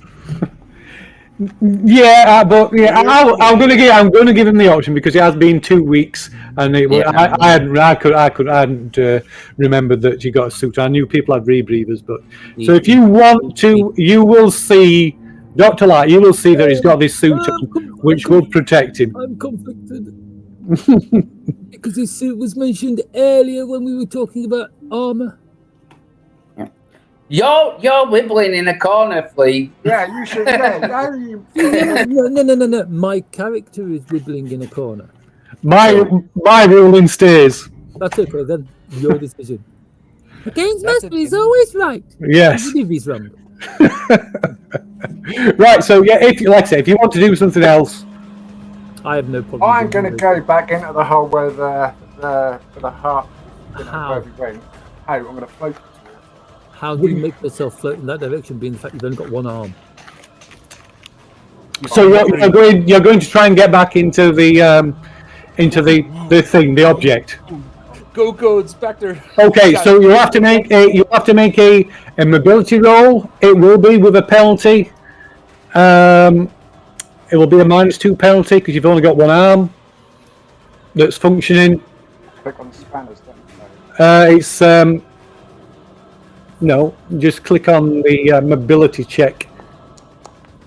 Okay, so yeah, you flail around vainly trying to swim through the 0G towards this object to try and get out of line of sight, but you can just flail and just roll around ineffectively, not managing to move at all.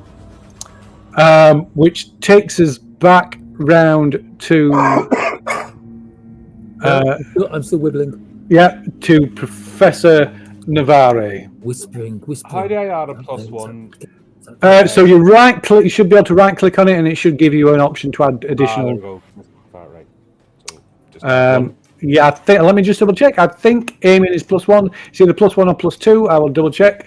Aiming. That's page 94. That's not page 94. That's page 94. So aiming. No, gives you +2. Okay. And okay, that was interesting. Well, I wish this thing had scrolled down. Okay, so that is one success. Nervous twitch, your stress level and stress level of all friendly PCs in short range. So yeah, your stress level goes up. So you can make an armor roll for Dr. Lark against 1 point of damage. Okay, so the damage is ineffective. So, Dr. Lark, are you continuing to try and get to the inside this object?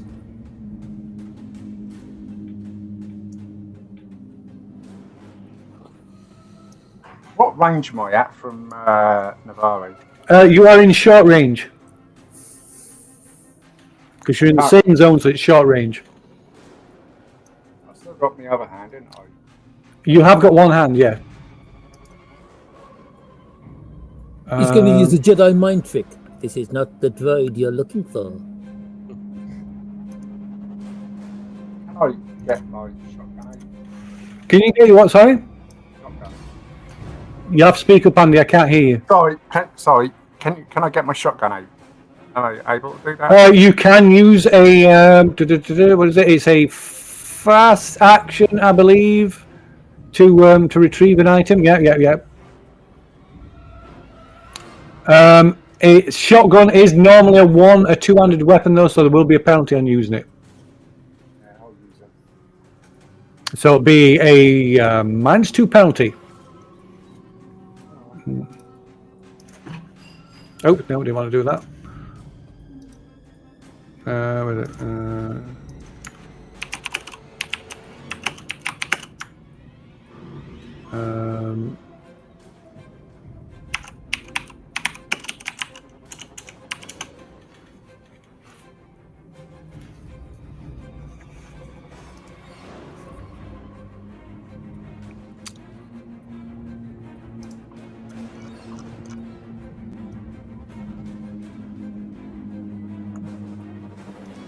You're firing the shotgun then? I got it. Oh, okay. Yeah, I'll move it for you. Where is it? Oh, there. Shotgun. Boom. Yep. Boom. There you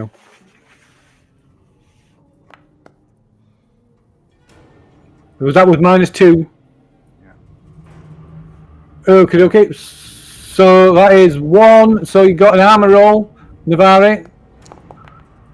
Okay, so the armor blocks 1 point of damage, but you take a point of damage. okay.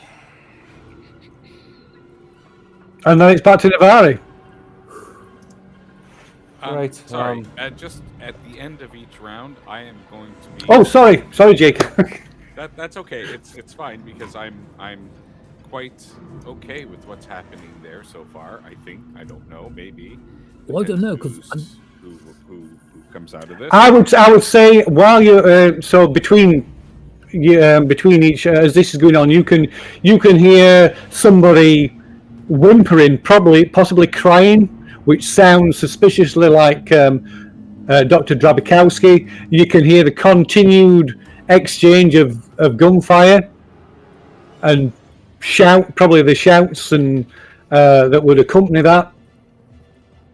Whose biometrics are looking a little off? Like they're either spiking too rapidly or. Oh, does your thing show? Does your thing show biometrics as well?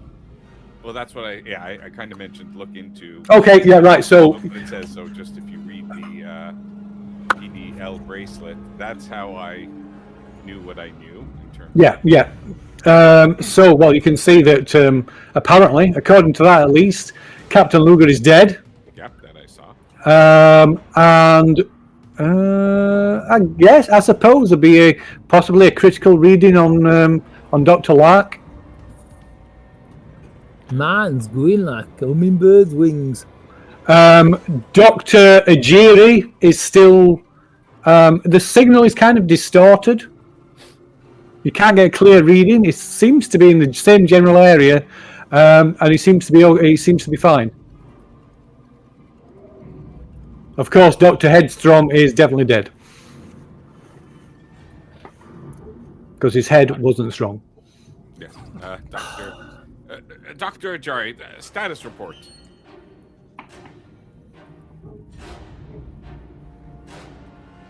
That's you, Lee. Don't go long. They're trying to kill each other. They're all trying to kill each other. Listen to me. Very, very, very important. And I would need you to be truthful with me. I have a way for us to get out of this. But you have to tell me, what god do you worship?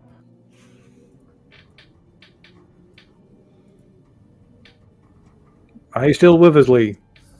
Yeah, I'm with you. It's not. How can it be me? No, it's Flea. Me? Oh, he's speaking to Flea. Well, I'm not talking to Doctor. Sorry, not to Captain Lark. I worship the one god. Good. That's good. Listen, we'll get out of this. You need to get the power cells. Get them to the ship. Don't delay. And if you see the coils at the same time, get them too. I'm cutting us out. We will get out of this. But you must get the coils. You must get the power supplies into there. Can you do that? Can I give him a sensible answer? Or have I currently got like the mental turpitude of a glass of flat? I forget what it's so. My answer would be something along the lines of. So you no, not to. No, I'm just. You're just terrified. Yeah, you're scared. So I'll screech. And also something else. Yes, and something else. It's the something else I'm worrying. It's the something else I'm worrying about because I've decided what my something else is, and I'm not going to tell anyone. So yeah, this is down to you how you want how you role play. Right, I don't answer. I stop sobbing. I stop whimpering. I just clam up and stay silent. Am I noticing distress level on his biometrics? If it records that kind of thing, yeah, why not? Oh yeah, my biometrics are all over the place because I'm massively panicking. I'm just literally just kind of like holding myself still at the moment. Shot Lark. I'm not going to say anything. Okay, so I think that's big enough conversation for now because we're in combat, so it's going quick. That's I guess that catches up. So it's who lost it last? So it was Navare. I do have to beg the question again. Okay. Who shot Jay Lark? Christian Stewart. It's It's Professor Navari again then. Right, I shall do some more shitty bang bang. Okay. Oh, pretty you, shitty bang bang, shitty bang bang, we love you. Oh wow! So that is 3 levels of success. So you need to make an armor roll for Dr. Lark. If 1 point of damage gets through, that's another critical. Okay, so yeah, so it gets through. So it's going to go up the next thing on the list, I guess. So that was. It's just going to be a head floating in space going, you wanker, you fucking wanker. Bite your legs off. So yeah, they fire a shot and it hits Lark in the neck, severing part of the sort of critical components in his neck, and his neck hangs, kind of like loose to one side, pumping like that white milky fluid, and all so basically all fast actions become slow actions. So you only get a slow action now. Anything you want to do is a slow action.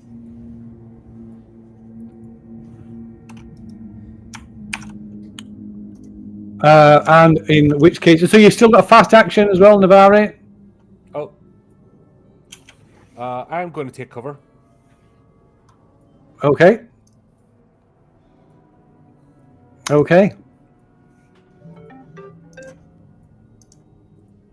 I thought it was a Mario chain there. Do. As the Lark goes. I was expecting something along the lines of.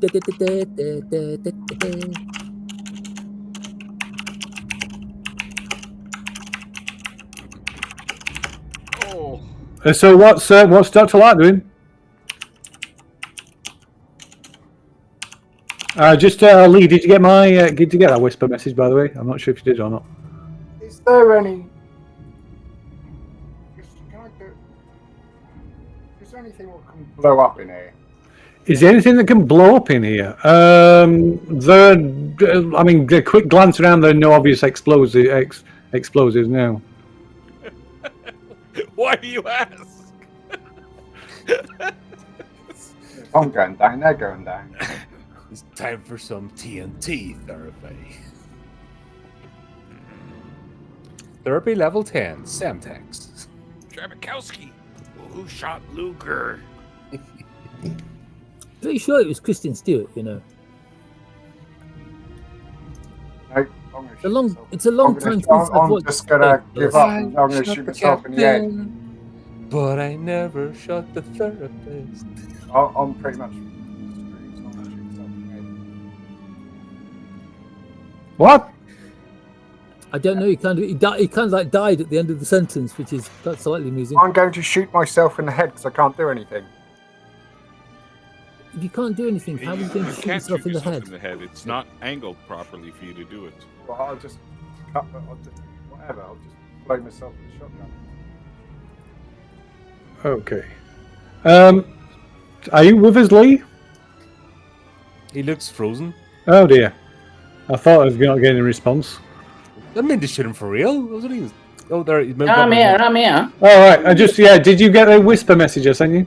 Yeah, I've replied to it. Oh, did you? Yeah. Oh, yes, I've just seen it. Sorry. Yeah. And the answer to that question is it's well. I'll tell. Well, in fact, I'll. It's the answer to the question. Meow.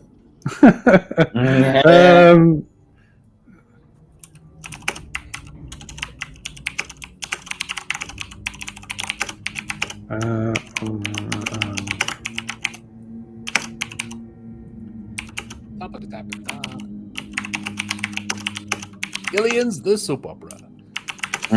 Betrayal and intrigue. It's certainly been a week of combat, I know that. Yes.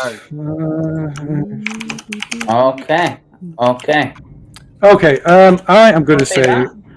I'm going to say perhaps then if that's the intention or the general intention, perhaps this shot to Dr. Lark, it hits him in the neck, and for a while he flails around, trying desperately to return a last shot, and then falls, just ceases to function.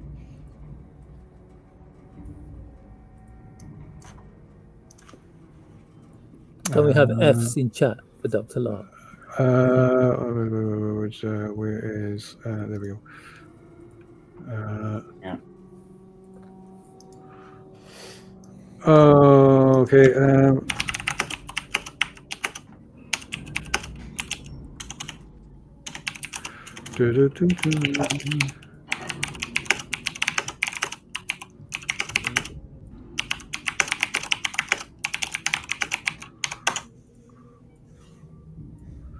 Rightio. So I guess that's the end of that combat. Where's that other person? He's gone. All right then, I shall make my way to the EV. Okay. Knock on the door. That Gavalowski's in. Okay. I am gonna. I'm going. If you don't mind, I'm going to suggest, just so I can figure out what the hell's going on now. I'm going to suggest a short break, if that's okay. No, I want an immediate resolution to Yeah, I want to do all my rolls to find out just how much of a turnip I've become. Audience wants a resolution. They want to know what's happening. And why have all these prisoners all of a sudden become very cooperative people willing to help us in the escape for passage? Oh, long roll, sorry, ignore that. I'm going to work out how to take this shotgun off of my character sheet. Berserk. And look, that Swedish chef just happens to be running into our ship while tasting a turkey. And with his turkey baster. We're gonna the chef's in reserve for now. Let me have a look. Right. Sorry, I don't have my video anymore. If you all mute your mics, I'll remove you from the main window and then use the private message when you're ready to come back in. Okay, I'll drop this onto the onto one of the landing screens then. How do I use private message again? Oh wait, private message in the flaming stream window. I'll drag your audience player onto the landing screen, so then it's kind of that works. Yep. Yeah. Okay. I'll just speak to everyone in a few minutes. Right. Yeah. Everyone mute their mics, and I'll just pop these all off. 1 second, and then use the private chat when we're ready. Cool.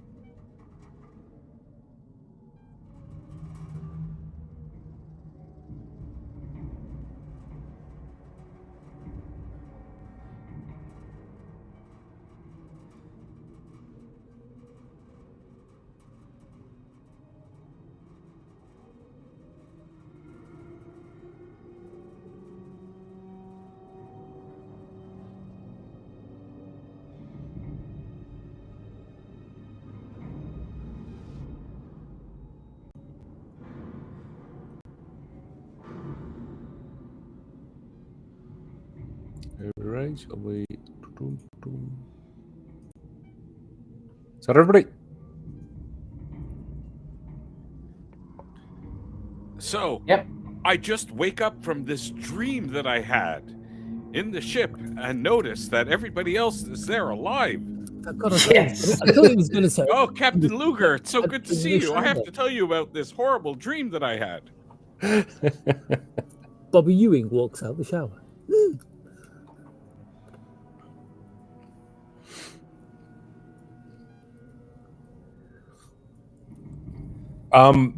Okay. Welcome back, mother. Oh dear me. We have to start this adventure all over again. Yeah, because we've just woken up out of hyperspace. I'm going to have to accelerate events, I think.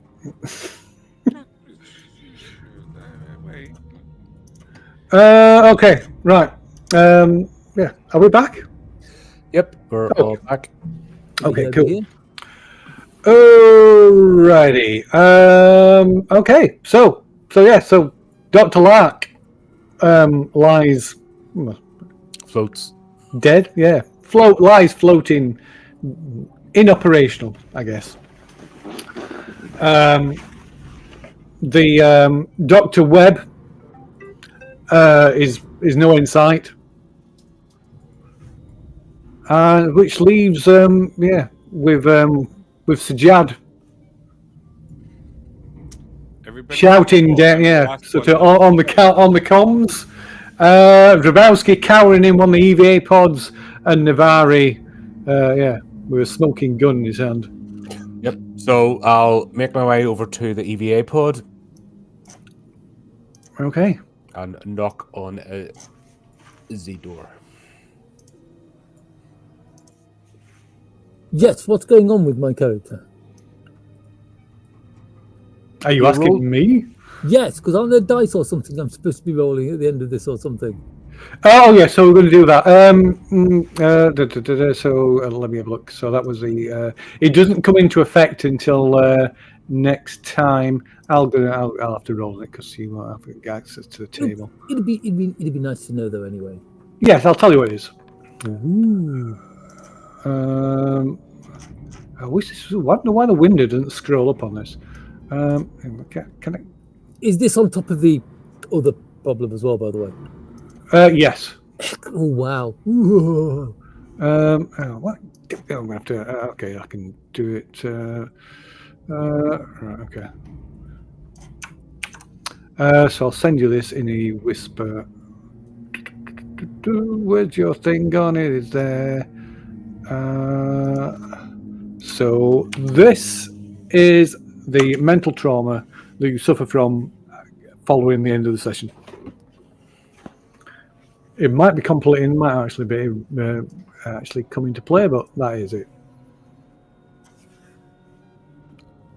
Wow. Shall I roll now? Shall I? But it only comes into. What are you doing? It only comes into effect after the end of the session, so it comes in for next session. Oh, all right then. I can deal with more panic and being even more catatonic. Glad. Yeah, you have to reduce your. Just like bump your panic level up by 5 now. I'm panic level 15. Yeah, that's not. No, that's.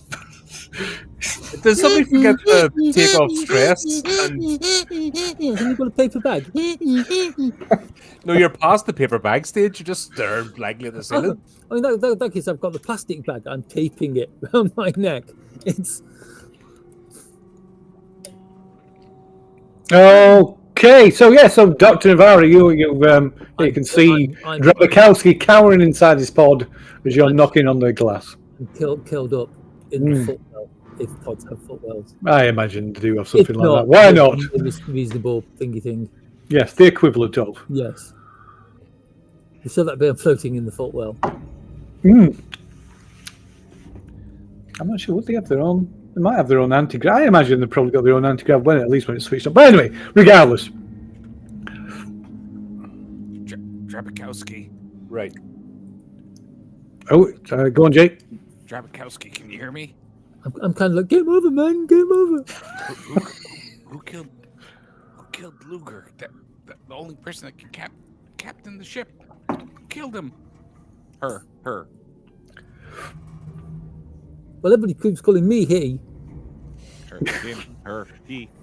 It, them, that. The captain. It was a her, yeah. Yeah, it got Luger. All the blue hairs will be going mental at the misgendering happening every 2 seconds. I'm fine with that. Right. Colonel Doctor, get your act together. Stop He was an to. unbeliever, wasn't he? Is there anything I need to roll to get my act together? You just need some time, basically. Oh, Like there's plenty of that. 5-10 minutes, and you can, and it will. Unless so Navari, you can use a command action on him, but otherwise, after 5-10 minutes, then you come out of it. Unless, of course, he has a stressful influence in the scene, such as me screaming at him. Who killed Luger? Get your act together. We need you to get those power cores, the power supplies, the batteries. We've got the batteries. They've just got no charge in them. I know this. Okay. Oh wow, people are just falling apart. It's aliens. What do they expect? Oh yeah. So the site. Colonel Doctor, get your act together and help me. So I imagine as you see the state that Drabakowski's in, it just hammers home the desperate situation that you're in, and which causes you to freeze in fear. Dr. Navari, can Are you we hear just me? going to have a moment then, or do we want to fast forward time? Well, I believe that Sergeant Sajjad is speaking of the comms. Like Sajjad is like, tell me what's happening, because if you don't, I they'll see come and get you. You still have a life sign, Dr. Navari. What's the status there? Do we have everything we need? Can we get out of here? I'm still cutting away at these things, but my God. So I'm frozen. I can't speak, or? You can go on. Why not? It's only for a moment. Can I? Yeah. So I could just use them. And go. The synthetic. The synthetic went crazy. By definition, they don't do that. What are you talking about? This one did. What do you mean? Hang on. Where we all on last session? Sorry to do this. So last session, were we all on open comms? Yes. So there's comms between you. Did we hear the bit where Locke threatened to remove Captain Luger's leg? No, because the comms inside the thing is blocked. Oh, it's never easy, is it? Oh, okay. No worries. Okay, just wondered.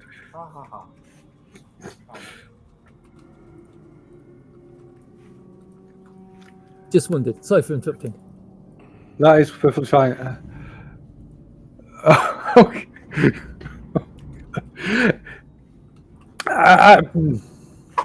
Okay.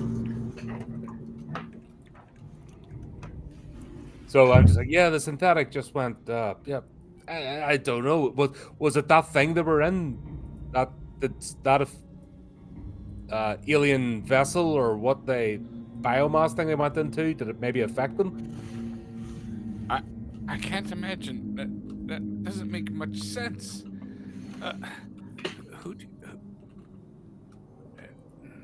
Look, things don't look up for us here. I with the synthetic going crazy, like you said, and everything else.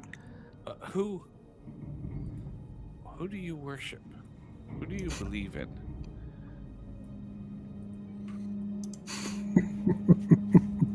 I believe there's. It's not really. Maybe we can have this conversation after we get back together. In case we need to perform a service for you, I just want to make sure that it's respectful according to the traditions you need to maintain. That's all in the log anyway. I think that's all taken care of. You just concentrate on getting the ship free. I think the longer we stay here, the more things I guess are going to happen. You felt that before we arrived. That must have. Are you a Luthbitarian? I'm an agnostic prognostic. What's the one? What's the one with the what they call themselves? The ones with the wooden planet. Oh, Pastafarians. Yeah. Yeah. Nobody likes them, do they? I'm a great fan. I'll be whatever everybody likes. I never saw. Looks like we lost connection or something. Oh, hello. No, I'm still. Everybody's here. No. I say, I say it's maybe something to do with.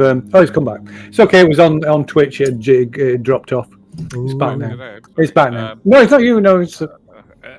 Listen, Dr. Navari, we will pray together. We will pray to the great beast. We'll see us out of here.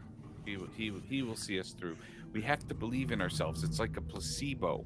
If we believe in it, it will happen. They're very kind words. Don't worry. It's good to have somebody like you, a person of faith, in this time, where the whole world seems to be shocked. Well, listen. Can you go with Drabikowski and just make sure we have the coils and power up the batteries? Let's get out of here. Yeah, absolutely. I'm trying to get Drabikowski now. She's having a bit of a. I think. I don't think anybody expects a synthetic to go psychotic. I certainly haven't in my time. I thought they'd sorted out those modules, but maybe the old models that used to do that. But I thought they'd resolve those issues. But maybe this station or the black hole or whatever we experienced had an effect. Listen, and just leave Drabikowski alone. You go continue on with the mission. I'll keep in comms with him. I'll be okay. And maybe the synthetic was Spanish or something. Nobody would expect the Spanish synthetic to go crazy. Jesus. Ay caramba! Never get your synthetics off AliExpress. Seriously. Or Temu. Oh no. We were all in the car. And Lark thought we were the donkey. Oh my god. Okay.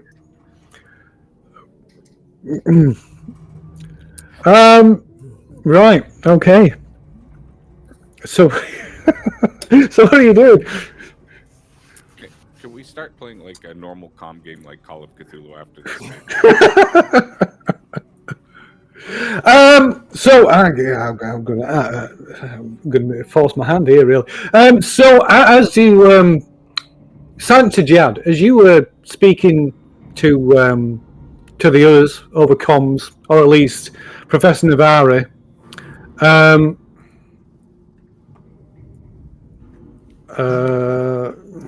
second, I'll respond to that in a moment.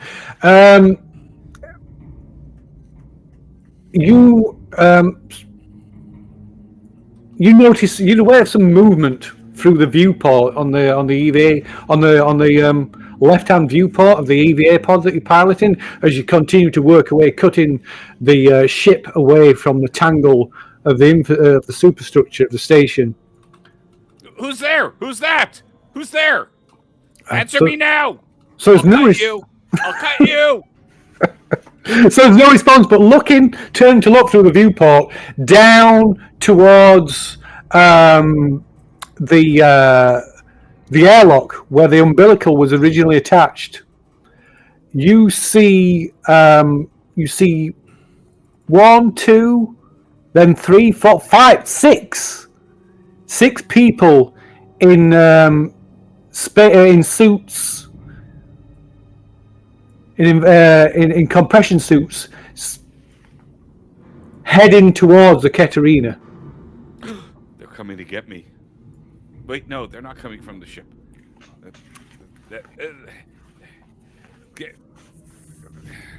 Dr. Navari, we have intruders. There's 6 of them. Oh, this is getting worse. There's something definitely. I wonder if Larkin was involved in something. This must be a setup. 6 of them are coming. 6. I see them coming from outside the airlock. So you see them. So they've all. By the time you see them, they've already come out of the airlock and they're heading, basically clambering. It's like spacewalking. Probably using the superstructure itself that the Katerina's entangled in. But yeah, so they're spacewalking towards the Katerina. 6 of them.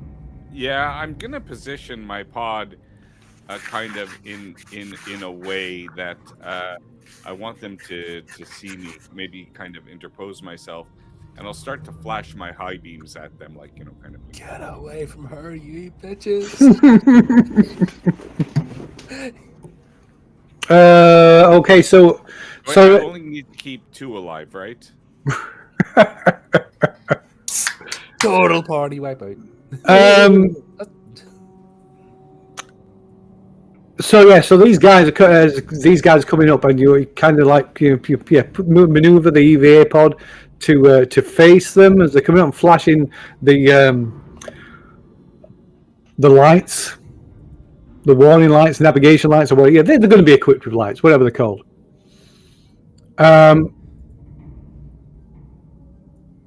And you see these six people approaching. They get closer, like I say, using the superstructure to pull themselves towards the Katerina. And as they get closer, one of them like kind of motions towards at one or two of these people, and then motions towards your pod, and a couple of them break away from the pod, break away from the superstructure, and kind of start drifting towards your pod, while the other 4 continue to climb towards the ship. And I have cutting torches, right? In my hand. You do have cutting torches on there, yes. I'm gonna brandish them like warningly, like as a warning sign to them. Okay.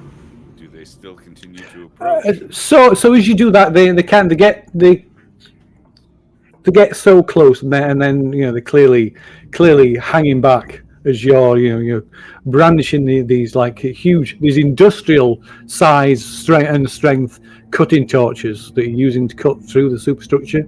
Meanwhile, the other 4 clambering through the wreckage past you up towards the Katerina. And then you all hear a grey across the comms. Professor Dr. Ajiri, maybe you do hear this, but it's broken up with static. But Grey says, Captain Luger, sir, there appears to be another ship approaching the station. Its designation's a little unclear. Oh, it appears to be a UPP ship.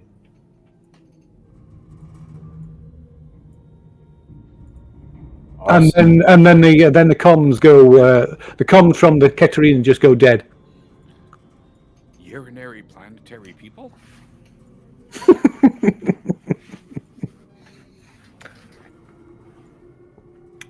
The commies are coming. Yeah.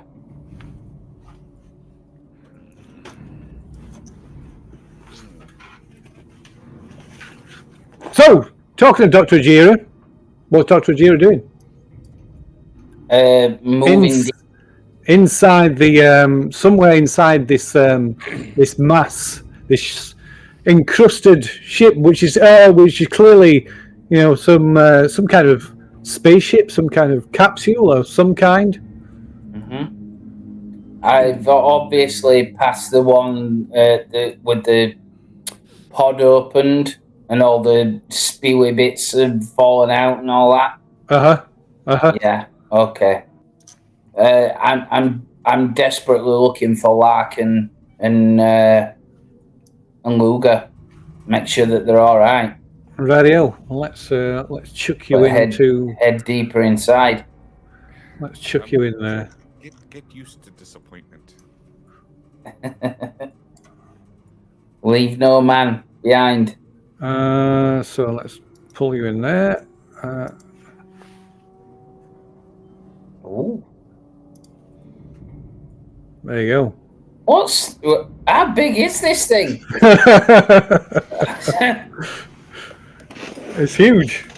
Like I said, it almost completely fills the hangar bay. It's massive. Do I need to pull back here and us? Very deceptive. Oh, I'll pull the audience member in. Yeah. Yeah, you'll see. There we go.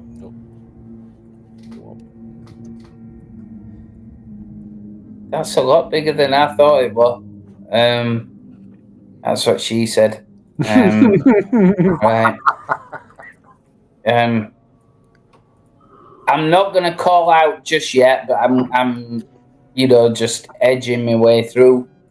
If it looks like there's nothing around, I'll kind of call out and say, Luger, Lark,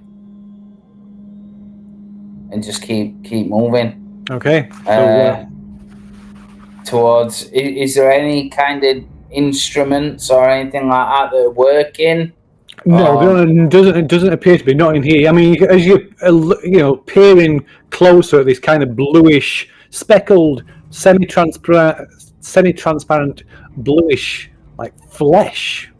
You can see the remnants of the ship beneath it. You can see, like over here, you can see the the faint outlines of what must have been the consoles.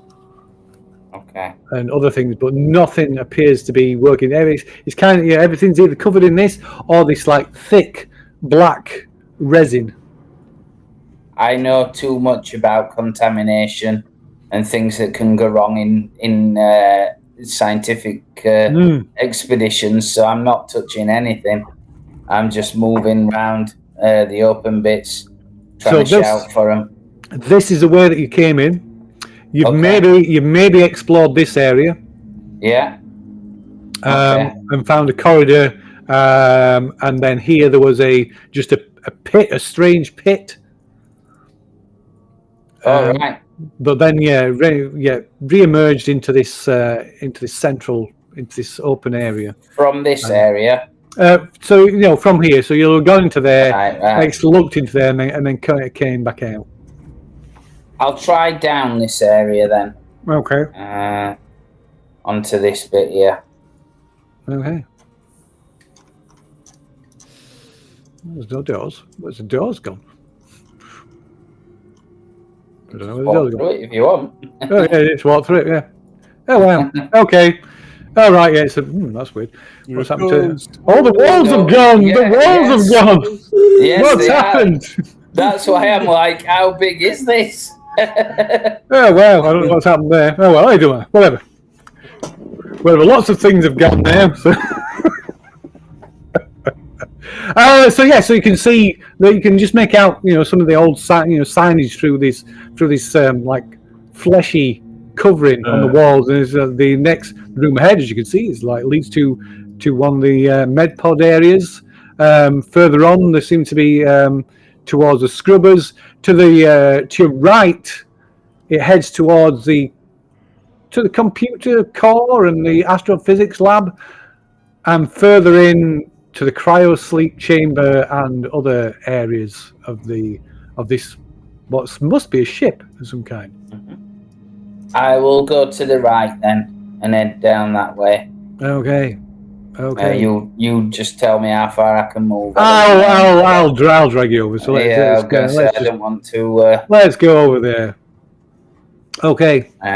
So you make your way into what presumably used to be astrophysics, and this fleshy. As you walk into here through you manage to get the door only opens partially, so you have to kind of squeeze through into another chamber that's covered in this like translucent speckled blue flesh, and this chamber is contracting and expanding as if it's breathing.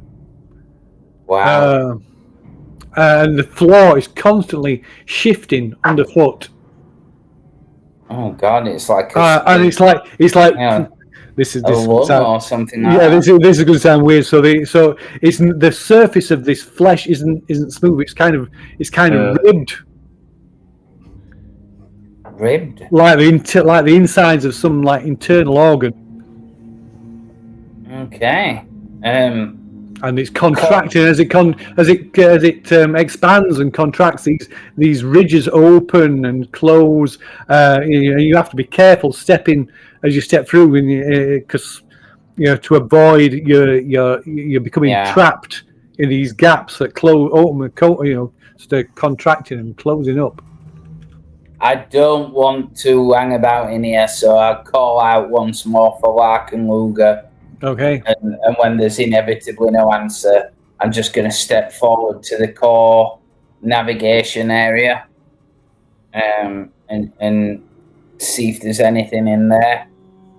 Okay. Specifically, if there's like a console or anything like that.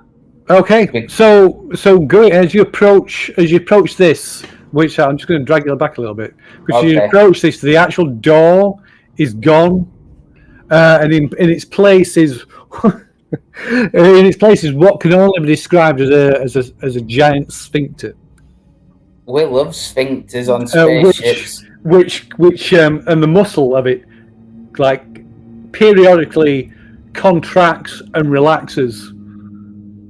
And it's on those periods where it relaxes, it opens up, would allow you an opportunity to squeeze through. Flexes. Wonderful. It's holding a yeah. We're going through the sphincter. I wouldn't. Hold your nose. Yeah. Feet first. Okay, can you give me a mobility check? Mobility check, yeah. Please don't get stuck. I'm cursing myself as I do it. Okay, so you just managed to sort of squeeze through as it's closing. It almost catches your ankle, and you could also kind of stumble and fall into what would have originally been the computer core navigation chamber, which is completely overrun. Unlike, it seems almost as if the deeper you go into this thing, the more, the less translucent, the more solid and more solid, more opaque, more flesh-like, more organ-like the walls become. Yeah. Okay. I haven't got anything to cut through them or anything like that. So if I cannot reach the console, no, the console you can just vaguely make them out, but the consoles have long been destroyed.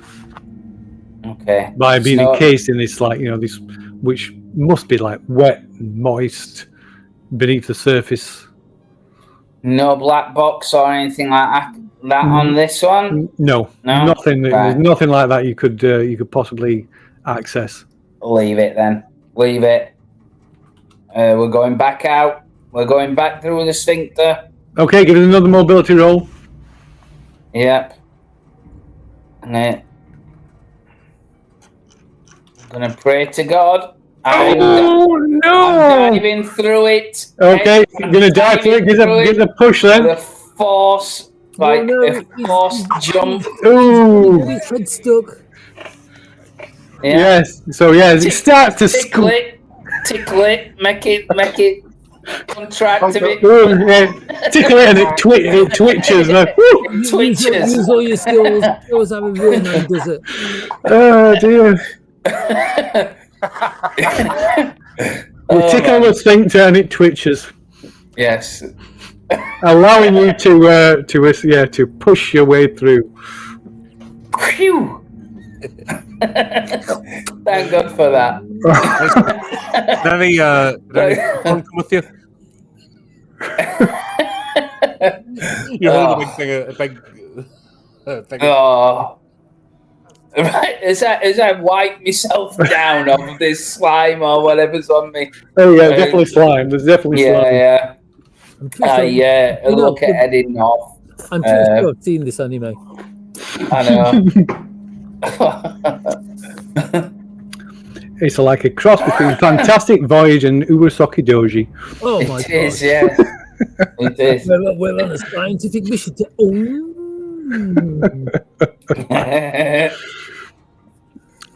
Tea towel holder, yeah. I'm never eating yogurt again. So I'm heading towards cryo sleep. Okay. Okay, so you're heading up there. Well, we'll leave you there, heading, making your way there for a moment. Yeah. Right. So, meanwhile, back out in the starboard hangar, which will drag the audience back to, of course. I reach out with a trembling hand, and I open the door to the maintenance pod.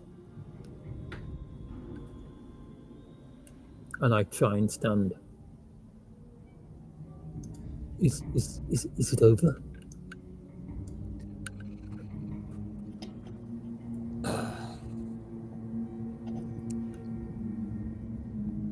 Yes, comrade, it's over, but not just yet. We have a few more things to do. Comrade, motherfuckers! So, Jad, you of course, you hear this. It's not being said. So we go still over on comms. I didn't say anything about comrade. I just wanted to know about that. Yeah. Jabakowski? What? Who said comrade? I've flip over to another channel. Well, if you just want to talk to him, you can just cut the channel off and just speak in person. Yeah, that's it. Just cut the. Yeah. Not important anymore. I think to ease things, we can rely on people's integrity to play to not metagame and work on information that they wouldn't have. Well, you, my friend, will be sadly mistaken.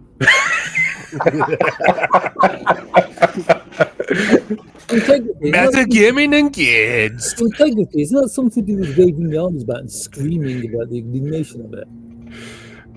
Dear. So continue, please. I hold up the hard drive. I have iron fish. Ship's been contacted on their way. Where do we meet them? You failed again, Colonel Doctor. And this is why you had to be supervised. Tried, comrade. Tried. I was not expecting what I saw. More is expected of you. You know these missions. I know, comrade. I'm sorry. I will not fail again. So, anyway, comms is sent to the ship with the instructions as previously stated. I'm guessing that's our taxi that's just come into the orbit of the space station. I think so. Yep. So, what's the best way in a EVA to wave it down a taxi? Is it the right arm or the left arm? We'll go into the EVA with the working arm so we can wave down our taxi properly. And okay, so while you're speaking, there's suddenly there's a sound. You hear the sound of like metal straining and twisting, and you see the walls and the floors begin to buckle and shift. And as the seams are torn apart, you see pushing through from the interior of the walls of the station. You see this black resin-like material over sort of run through with like glowing blue fleshy veins that like these flashing that seem to be filled with these flickering lights that pulse through them like blood throwing through like arteries, and the water just all around the walls, all around the starboard hangar bay, just like it's like they burst open the seams, and this material just pushes out, and the docking bay. The doors to the docking bay, docking port 1, just buckle. And then you hear a clang, an audible clang on the exterior of the ship, the station. okay, do you think we're leaving? and more you to look at, perhaps probably turn around in the direction of this noise. You see this mass, this meteorite mass, this thing in this that takes up the majority of the hangar bay. There's more and more of these thick, ropey tendrils like bursting from it and just like burying themselves straight down into the structure of the station. I've seen this anime as well. Yep. Right, well, we're skedaddling an EVA. It's the pleasure with which he says fleshy tentacles. Yeah, and the lights in here. As you look up, you can see it's happening on the ceiling as well. They're like, the skin is just rupturing, and this resin, smooth black resin material is bursting through. That's like ribbed with all these like blue fleshy tendrils. Oh, no, it's 2001, isn't it? Oh, no. Yes, it means we are leaving. Yes. We are leaving, people. Yeah, just like whatever the Americans were working on, it's got out of control and needs to be contained. Right. Instructions have been given if we don't make it. It's a 300-foot long alien queen. I've seen Cloverfield. I know where this is going.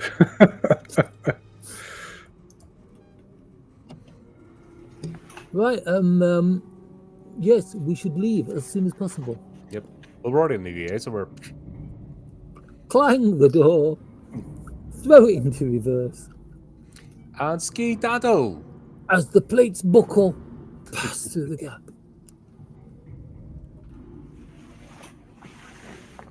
Okay. So where are you going? We're going to where our designated pickup point is.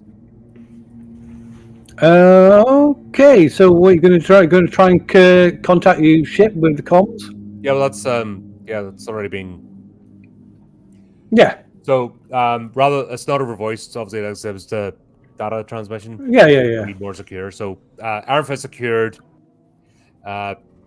Pick up immediately. UA ship inbound 3 hours. Destroy Iberis station before Americans can recover their experiments. Okay. So and then you get a message back. It's kind of distorted, crackling. There's a lot of static.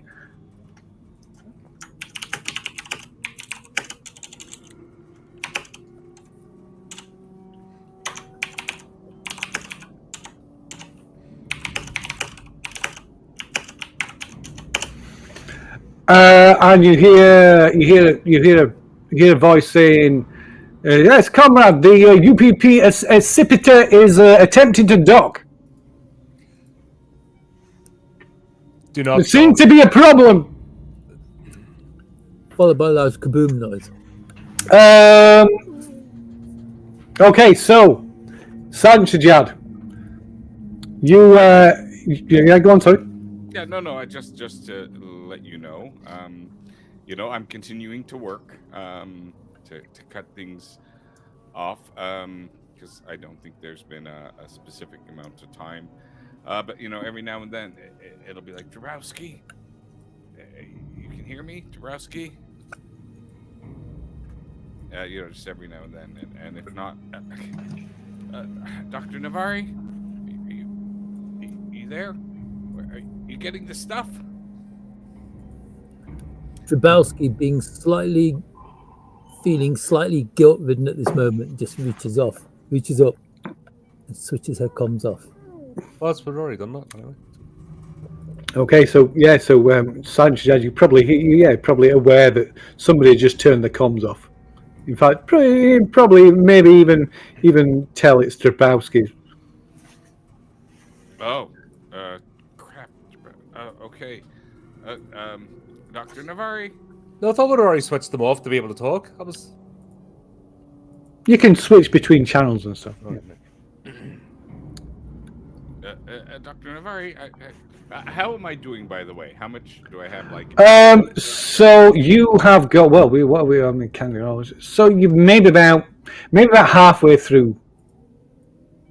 Maybe about halfway through, and you look, and these two people, whoever they are, in these compression suits, are still kind of a standoff, watching you. You can the other 4 looking to your right through the other viewport. You can see the other 4 are almost at the Katerina. I'm gonna try to play with different comms to see if anybody will respond on any of the others, and I'll pause enough so that in case somebody's actually talking, I'll be able to hear it before I just blast. Yeah, give us a contact roll. All right. Yeah, you want the soldier to be good at this stuff. Okay.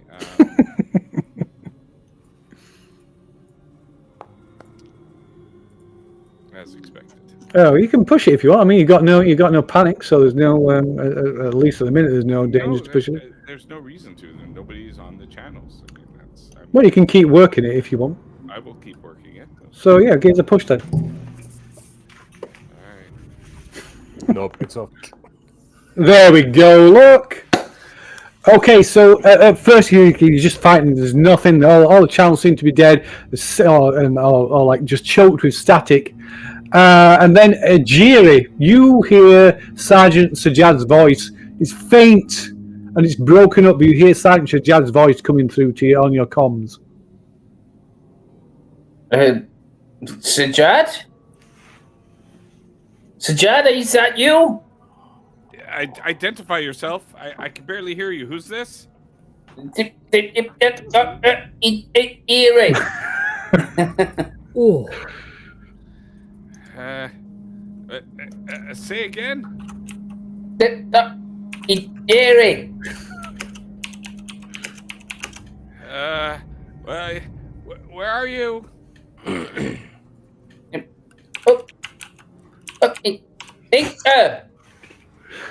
Something in there about pizza. I am not reading you at all, but I try to boost your signal or something. Roll a Comtech or something. I guess. maybe. So I would imagine you kind of tamper with the controls, and eventually it's not perfect, but eventually you manage to clear up the signal, so it's at least legible. Are you reading me now? Oh, much better. You're much more legible than you were before. Good. That makes me pleased.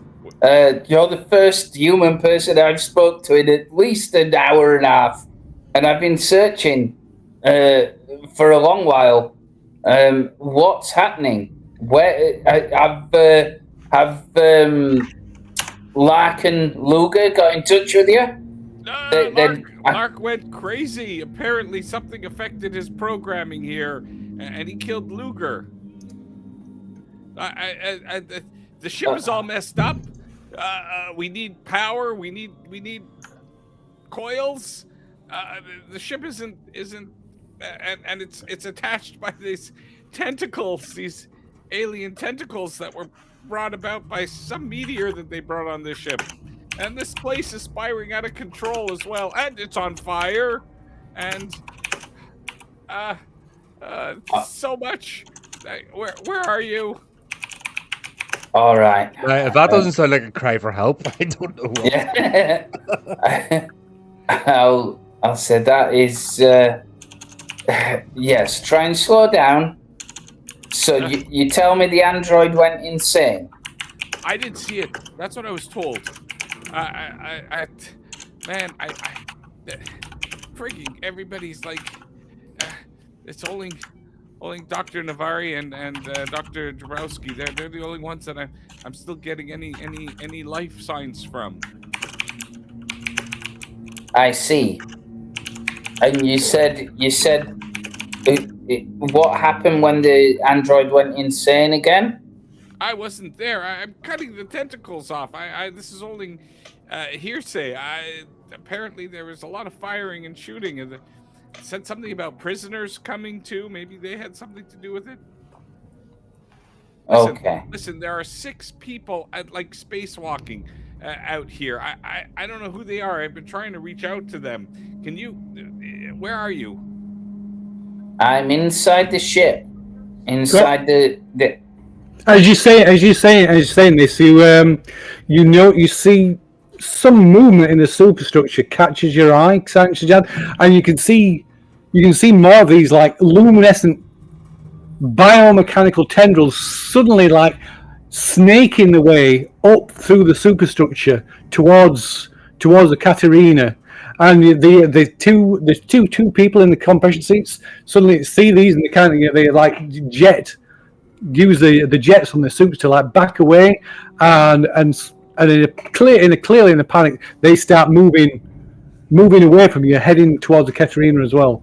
But you can see these like multiple, like ropey, biomechanical tendrils snaking their way up through this superstructure. The ship. Damn it! Which ship are you in? I'm in the alien craft that's in the hangar. Where are you? You're in the alien. Are you one of them? I didn't choose to go in. I followed Lark and Luger, and I'm trying to find them to get us out of here. As you said, Luger is one of the main pilots, if not the pilot. You're inside the alien. That's we gotta correct. Get out of there. We gotta get. Can you control the thing? I think maybe are the tendrils coming from that? Can you friggin' stop Undoubtedly. What? Undoubtedly. So stop the pulled levers, press buttons. Is there a self-destruct button you can invoke there? Your sacrifice will not be forgotten. We don't need to self-destruct anything. We will get out of this alive. If there are prisoners coming to the ship, that is a good thing, because we need to get as many people out of here as we can. We can arrange with these people. We can negotiate with these people. That is fine. The tentacles are snaking up. More of them are coming towards the ship. I'm only about halfway cutting them off. If more come on now, that's it. I won't have enough oxygen. I won't have enough power to cut them all off. Do what you can. I will look at some way of stopping the tentacles. In the meantime, I'll try and find Luger and Lark. Keep me updated. This ain't gonna work. You gotta work fast. You gotta stop the tentacles from encapsulating our ship. And I've got to find a really large metal spatula. I don't know how much more I can. I have weird. I'm gonna. I can. They've got to be within short range. It's like if in doubt, spatula. Will my ability, Phil, allow me to use it over radio? I'm guessing not. What ability are we talking about? Calming presence. Oh, let me have a look. Maybe. Where are you? It's ability. Calming presence. Whenever you were around. What's I will say. I mean, technically, have to be the same.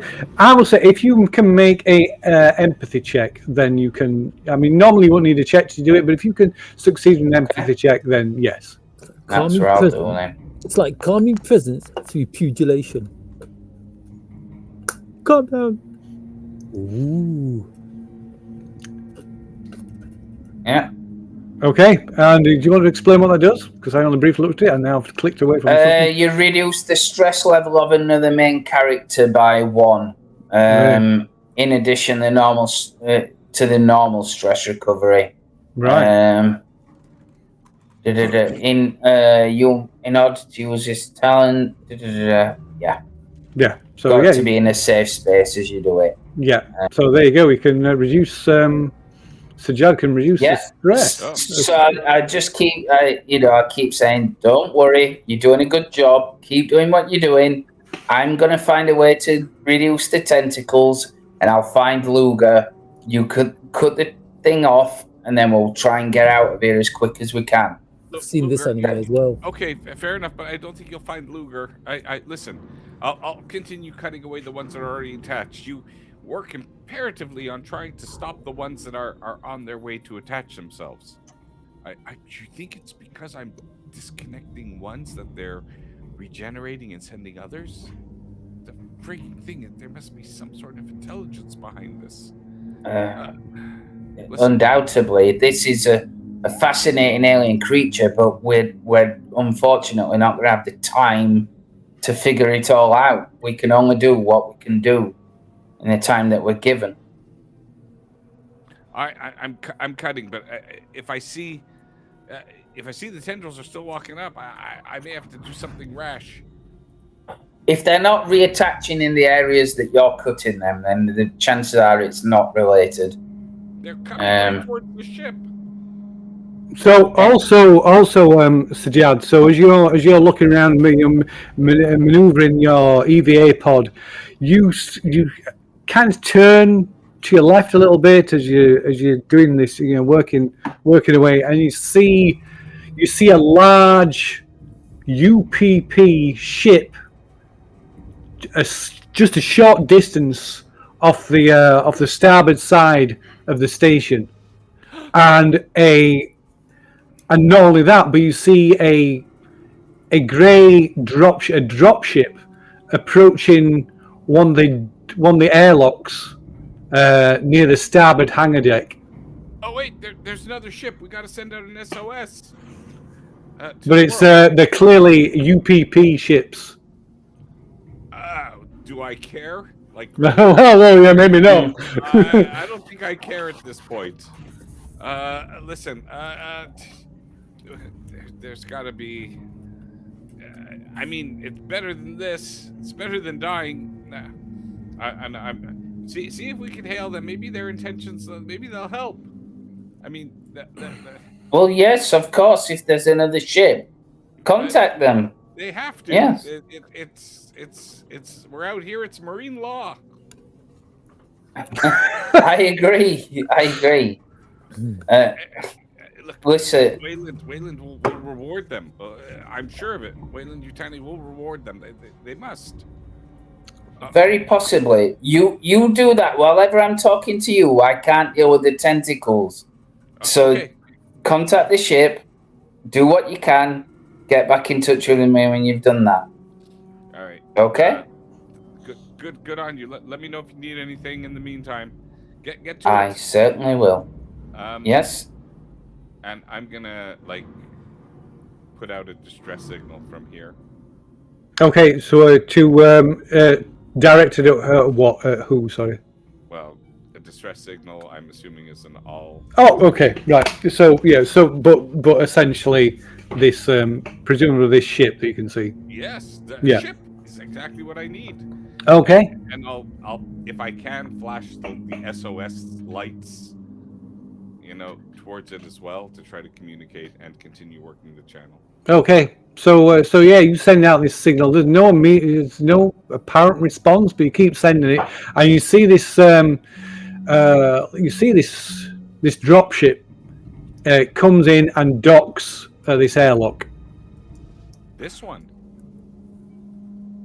Yeah, this one here. We're picking here. Do that. I'll try to. I'm gonna try to warn it. I'm gonna go to communicate. Whoa! My laser arms. Hello. Don't do that. Oh.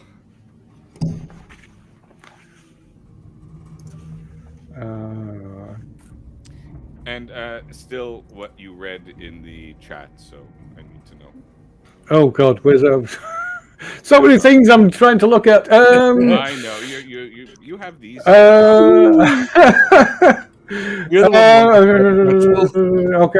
Oh yeah. Okay. The Steel Von Gaza backlash is absolutely exploded with some former. What the hell was that? I'm hearing something on the radio. Finally, UPP ship, come in. Cyclops Up to Cyclops 1. Can you repeat that over? Yeah. I can't remember how to do a poll on Twitch. You can ignore that. Right.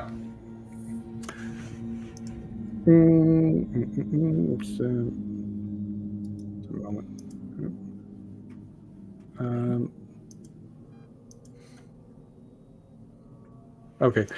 Okay. Radio. So Navari, Rebekowski. So you send a message And you're informed that the dropship has already docked.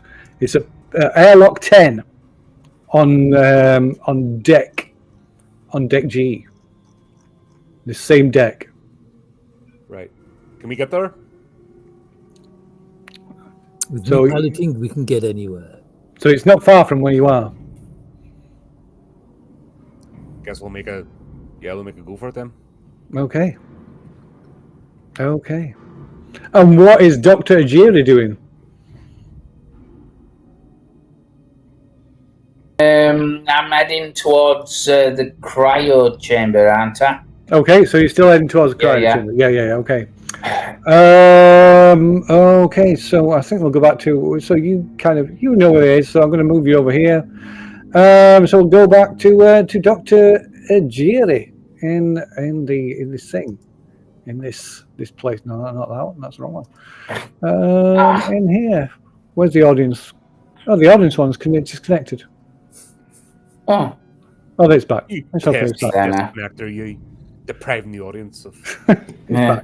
It's back again. It's gone? Has it gone? Come on. Nothing changed. Come on, audience member. Woo! Katarina, Rebus, Terminal. No, it's not moving. Come on. Move. I command it. There we Shift go. everybody in.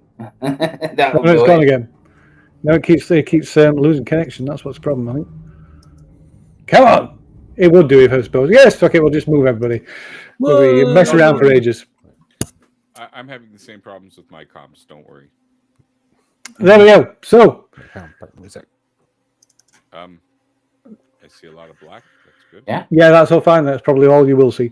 We're You're not going to choke it in there, so. We're in space. It's fine. Yeah, space.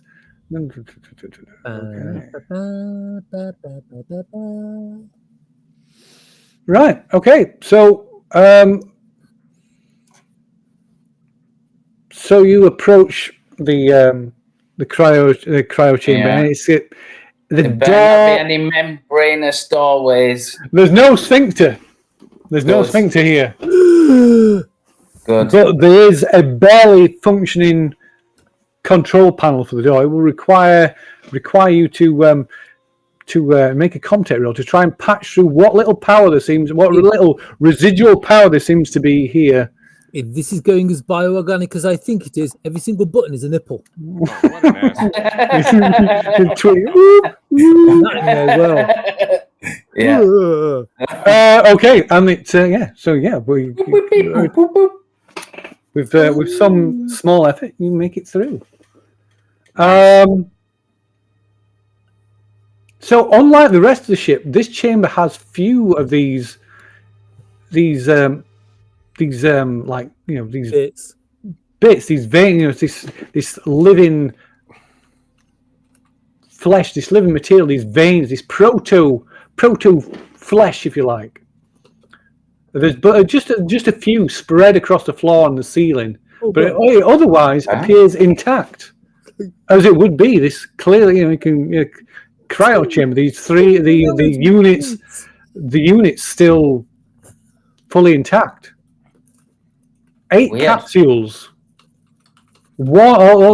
There's the units for 8 capsules.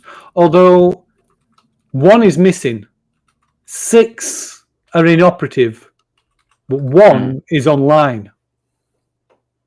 Right.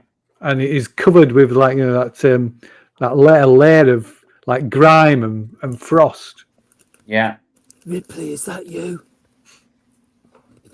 I'm gonna activate it then. There is a medical chart sort of that kind of laid, hooked onto the bottom of the cryopad. Yeah. Let's have a look at that then. Yeah. I'll just to make sure I know I'm actually waking up. Okay. So it identifies the person, or support. Well, if this is correct, it identifies the person inside, which again, rubbing away some of the filth. You can see it's a naked man inside. According to the chart, the medical chart, this is Nivin Lavingli. I can't pronounce. This is a crazy name. Nivin Laving. I'm going to say Nivin Lavine. because that is Ooh. not Nevin Levane. Nevin Levane. Nevin Levane. Yeah. That's Yeah. not what it says, but that's what I'm saying. Who is the it says the third officer on the USSC Kronos. Never heard of it. The medical chart explains that he was the first crew member infected with neomorphic spores that was successfully tested. That was successfully tested the 26 Draconis strain on. Right. And reports of scans show that the strain was active in his bloodstream before he was put to sleep. Then we definitely don't want to wake him up. What I want to do is kill him. Can I make any kind of med tech roll or to figure out like what's the most efficient way of killing somebody in cryo sleep? You could just sabotage the cryo chamber. I want to do that. Okay. I want to do that. Give us a comtech roll, I guess. If he feels, does that mean he gets revived? He doesn't. We decided not to. Yeah. So yeah, you basically shut off the life support on the cryo chamber, killing slowly, and the man inside unconscious, but he's slowly Sounds. Asphyxiates. Yes, thank you. Right. Too much wine. Yeah. Yeah, and he dies. Good. I've solved it. I've won. No. Right. Okay. I will take the paperwork. Then I've got some kind of evidence and stuff like that. I'm again. I know enough about contamination and that I'm not touching him. I'll take whatever I think's relevant without touching the pod. Out and leave. Okay. Surely the pod has got some way you can take like a medical sample of his blood or something. For like I don't want it. Yeah, but that way you'll be able to continue it on into a 4th episode.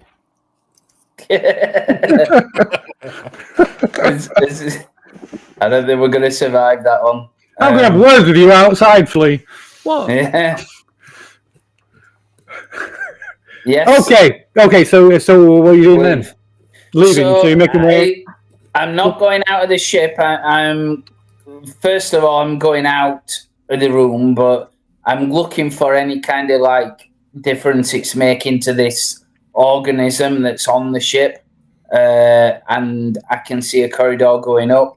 So I'm just going to carry on up and look for Lark and Luger and shout for them a bit.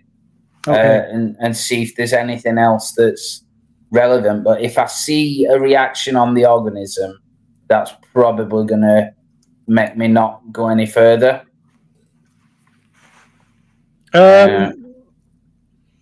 So emerging from the cryo sleep chamber. Yeah. You don't see any apparent effects. Okay. Not that you were looking for, but as you move further down the corridor, you do begin to notice something, whether it's linked to what you've done or not. But the growth inside this ship seems to be increasing, to be growing. No, that's the exact opposite effect that I wanted. And it pulses the whole thing, like it's like walking. It puts your mind of as if you're walking through the like some major artery of some organ. All these corridors just begin to throb and pulse. Wonderful. You know what organ it is, don't you? With all this throbbing and pulsing. Yeah. Then I have to continue to. I'm looking for something that's going to stop it. Yeah, using any kind of medical knowledge I have. Okay. I'm guessing it's like arteries of an heart and stuff like that. So I can kind of follow it that way. And do that kind of thing. So I'm heading up to the left. Okay. There. Okay.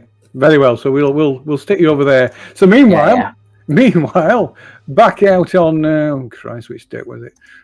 I'll have to go and have a look. I keep forgetting which date. It's not that one. It's this one. Here we go. We're back here.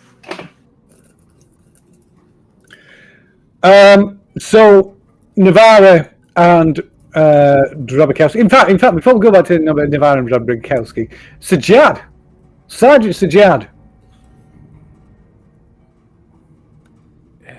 Yes, are the comms working? Is there a response to my hail? Where are Drabikowski and Dr. Navari? Where are they going? So yeah, you can see them. You can see their signatures moving. And glancing. PDTs. Sorry. But that's the PD. Sorry, I meant to explain, not you. But that's the PDTs. Oh right. Okay. So in which case you see their signals are just stationary, not moving at all. And perhaps glancing back towards the Katerina, you see. Wait, so there's no life signs? There's light. No, so the life signs have gone as well because they've taken them off. So the life signs gone. You're reading the location, but there's no life signs with it. Suddenly, just gone. And glancing up, looking over to the across through your other viewport, you can see these 6 figures. Maybe the two others slightly behind, but they've reached the airlock on one of the airlocks on the Katerina, and appear to be forcing their way in. How are they forcing their way in? They're basically at the airlock trying to get it open. Explosively. Oh. Well, not explosively, but basically trying to override the airlock.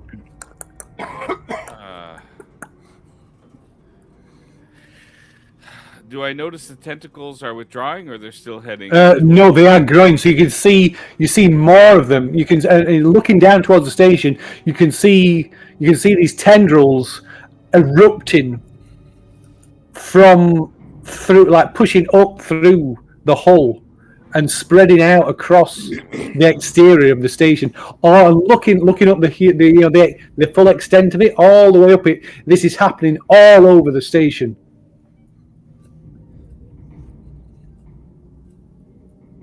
Oh crap! These throbbing, thick, ribbed veins bursting through the surface and wrapping themselves around the structure of the station, slowly but inevitably covering it over in this black resin-like material that runs through with these like pulsing, ribbed tendrils. So more of them are coming towards it. They're all over there. So it's burst out all over the station, and more of them are kind of like snaking, growing up through the superstructure towards the Katerina as well, but only slowly. Not as it's only kind of slow. It's a visible but slow process. How far is the UPP ship from me? The UPP ship is not too far, but it's further. It's on the other side of the station from you. So if we're here, so let's say you're off this way. You're a bit further away than this. So you're on this side. The UPP ship is off over here somewhere, and the drop ship is here. Let me scribble some lines. So the drop ship is that's a black line. That's really useful. Just a moment. I've got this terrible image of this space station being enveloped in willies. So there's a drop ship. The ship is kind of out that direction, but it's further away, and you're kind of out over. The Katerina is out over this way. I'm gonna head towards the drop ship. Okay. My goal is to attach myself to the roof of the drop ship. Okay. Okay. And I want to hope that like where it's going to come in on the ship isn't like this, train tunnel where there's only enough room for. Radio. Okay, so you begin piloting. Can you give me a piloting roll, please? Why would I want to do that? to combat the gravitational pulls of the black hole. Okay, so you struggle with and fight with the controls, but you aim, pilot the EVA pod towards where this dropship has docked on the station. And as you approach, you see, as you're drawing close to the dropship, you see suddenly some of these tentacles just burst out of the side of the station and just and wrap themselves around the dropship and just begin to crush it. Oh, yeah, son of a. All right, well. Meanwhile, you and about the same time, there's a crackle from your comms. And then you hear a faint voice, distorted, just coming through, which is Gray, the android on the Katerina. Captain Luger, sir, we have borders on the, and it cuts off again.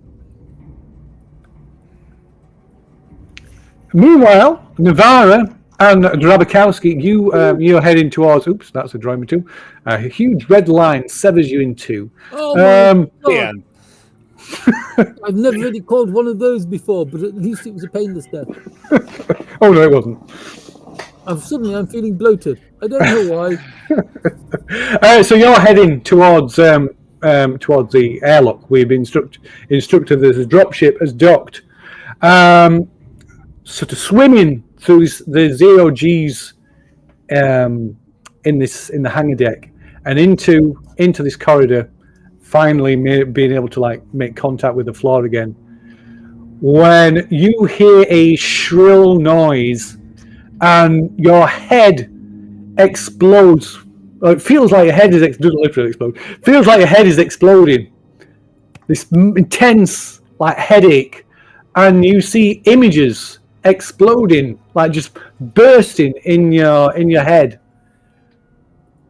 And around the corner walk two of the Fremen, accompanied by two of these almost like dog-like creatures. At least that's how they treat them.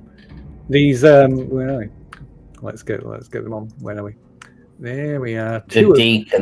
The deacons. These two of these that walk aside, one either side of them. Either side of these two perfected. Oh, like I say, almost like dogs walking the side of them. And you are all the intensity of this sensation in your head. It almost knocks you to your knees, and you're overwhelmed by this sense, this voice. It's almost like a voice, but you hear no words. It's suggestions, like empathic, combination of empathic transmissions and images and emotions, and this sense of accusation, a doubt. These creatures doubt your commitment to the bargain that you were set. And they ask you, they question you. In your mind, you hear them screaming, pounding, they're psychically beating you down as they ask you, why have you not delivered the 26th Draconis strain? Do as we command, otherwise your lives are forfeit. And by the time you come to your senses, they're gone. You just maybe see these two deacons slinking off around the corner, but at the same time, you hear a scream a volley of gunfire, and a UPP soldier comes staggering round the corner. Close behind her, she like sort of lunges round the corner, turning with a weapon to fire on another one of those huge tentacled, like starfish, trilobite type creatures that comes barreling round the corner. Guess we'll help her out. And that's where we will leave it. Oh man. What bargain? I don't remember making any bargain.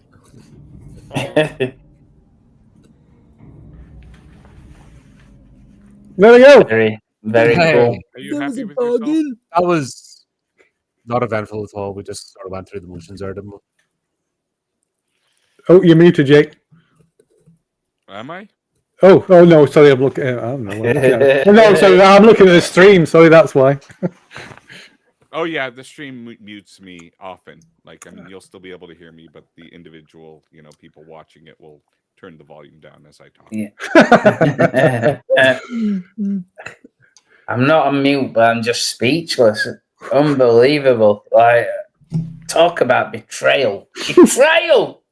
And what's funny is I had this very same thing happen to me in another game I was playing. Yeah. It's been a week for like nearly deaths and nearly dying and stuff like that. Definitely.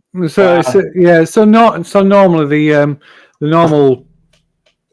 normal rule for when you play in aliens, when somebody does that, they become NPCs. But I think I like how it's going, so I'm gonna waive that and let things play out as they are for now. I thought you were dealing with your agendas, like. Well, this is it. So it is. This is why I'm letting things play out. It's one of them.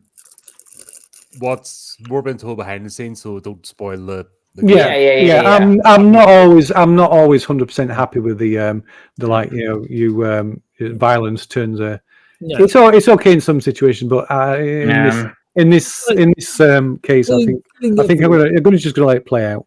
Killing everyone is just kind of like a cheap way to get the things that you need. Yes, and it also makes things easier for me. Well,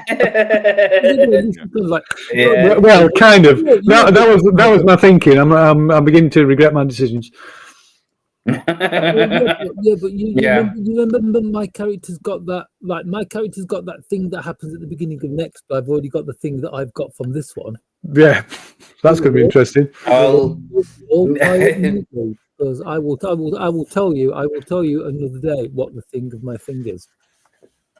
Well, yeah, because unexpectedly it'll be done by next week. I think next time.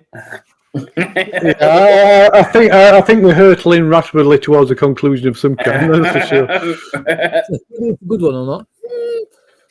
Oh, it's alien after all. I know the only downside is I've still no idea what's going on.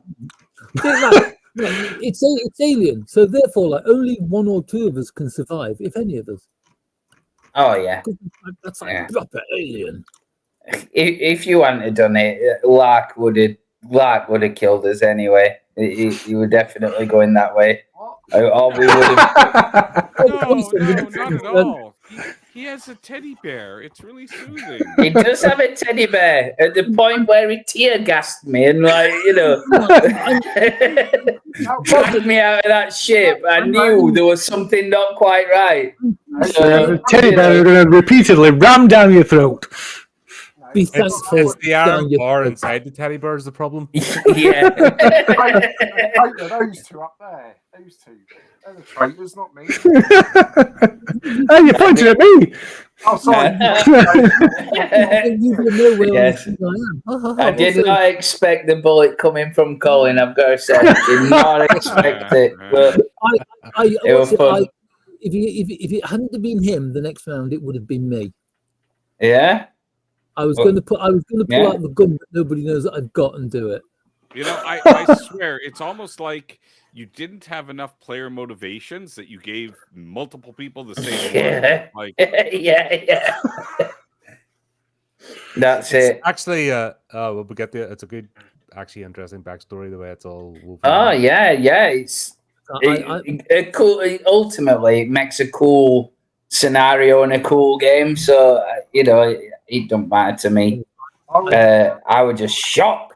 I may have been Did you see our viewer? Everyone piled in. It's like word got round, and all of a sudden the viewers jumped up. Like, oh, yeah. I may have been in on that. So all I can do is give you my apologies. Soz. Escalate rather quickly. It did. Yes. I know. It's a shame I couldn't have done my agenda. I was quite enjoying that one. But yeah, it is a shame. That's one get out plan just gone. yeah. I technically did. Your mic's really low. Yeah. Yeah. Well, yeah, we'll not reveal them until Phil wants us to. So no, we can do it. It's always an interesting talking point at the end. Yeah. During the entirety we've been playing this, like Destroyer of Worlds into this one, I think I've actually completed one of my agendas. Yeah. Well, mine kind of lent itself to being revealed, and I was really having to work hard not to reveal it because the way it's written makes total sense that you would just talk about it. You're like, right, okay, I can't talk about it. So yeah, some things look really surreal, but that's just part of it. So you'll find out what I'm on about when we reveal it. It's gonna be fun. Oh yeah. Yeah. Anyway, there you go, everyone. I hope you enjoyed that. We will be back in 2 weeks' time. So just need to say, until next time, update with the channel, do technical things, and remember to keep it creepy, keep it horrific.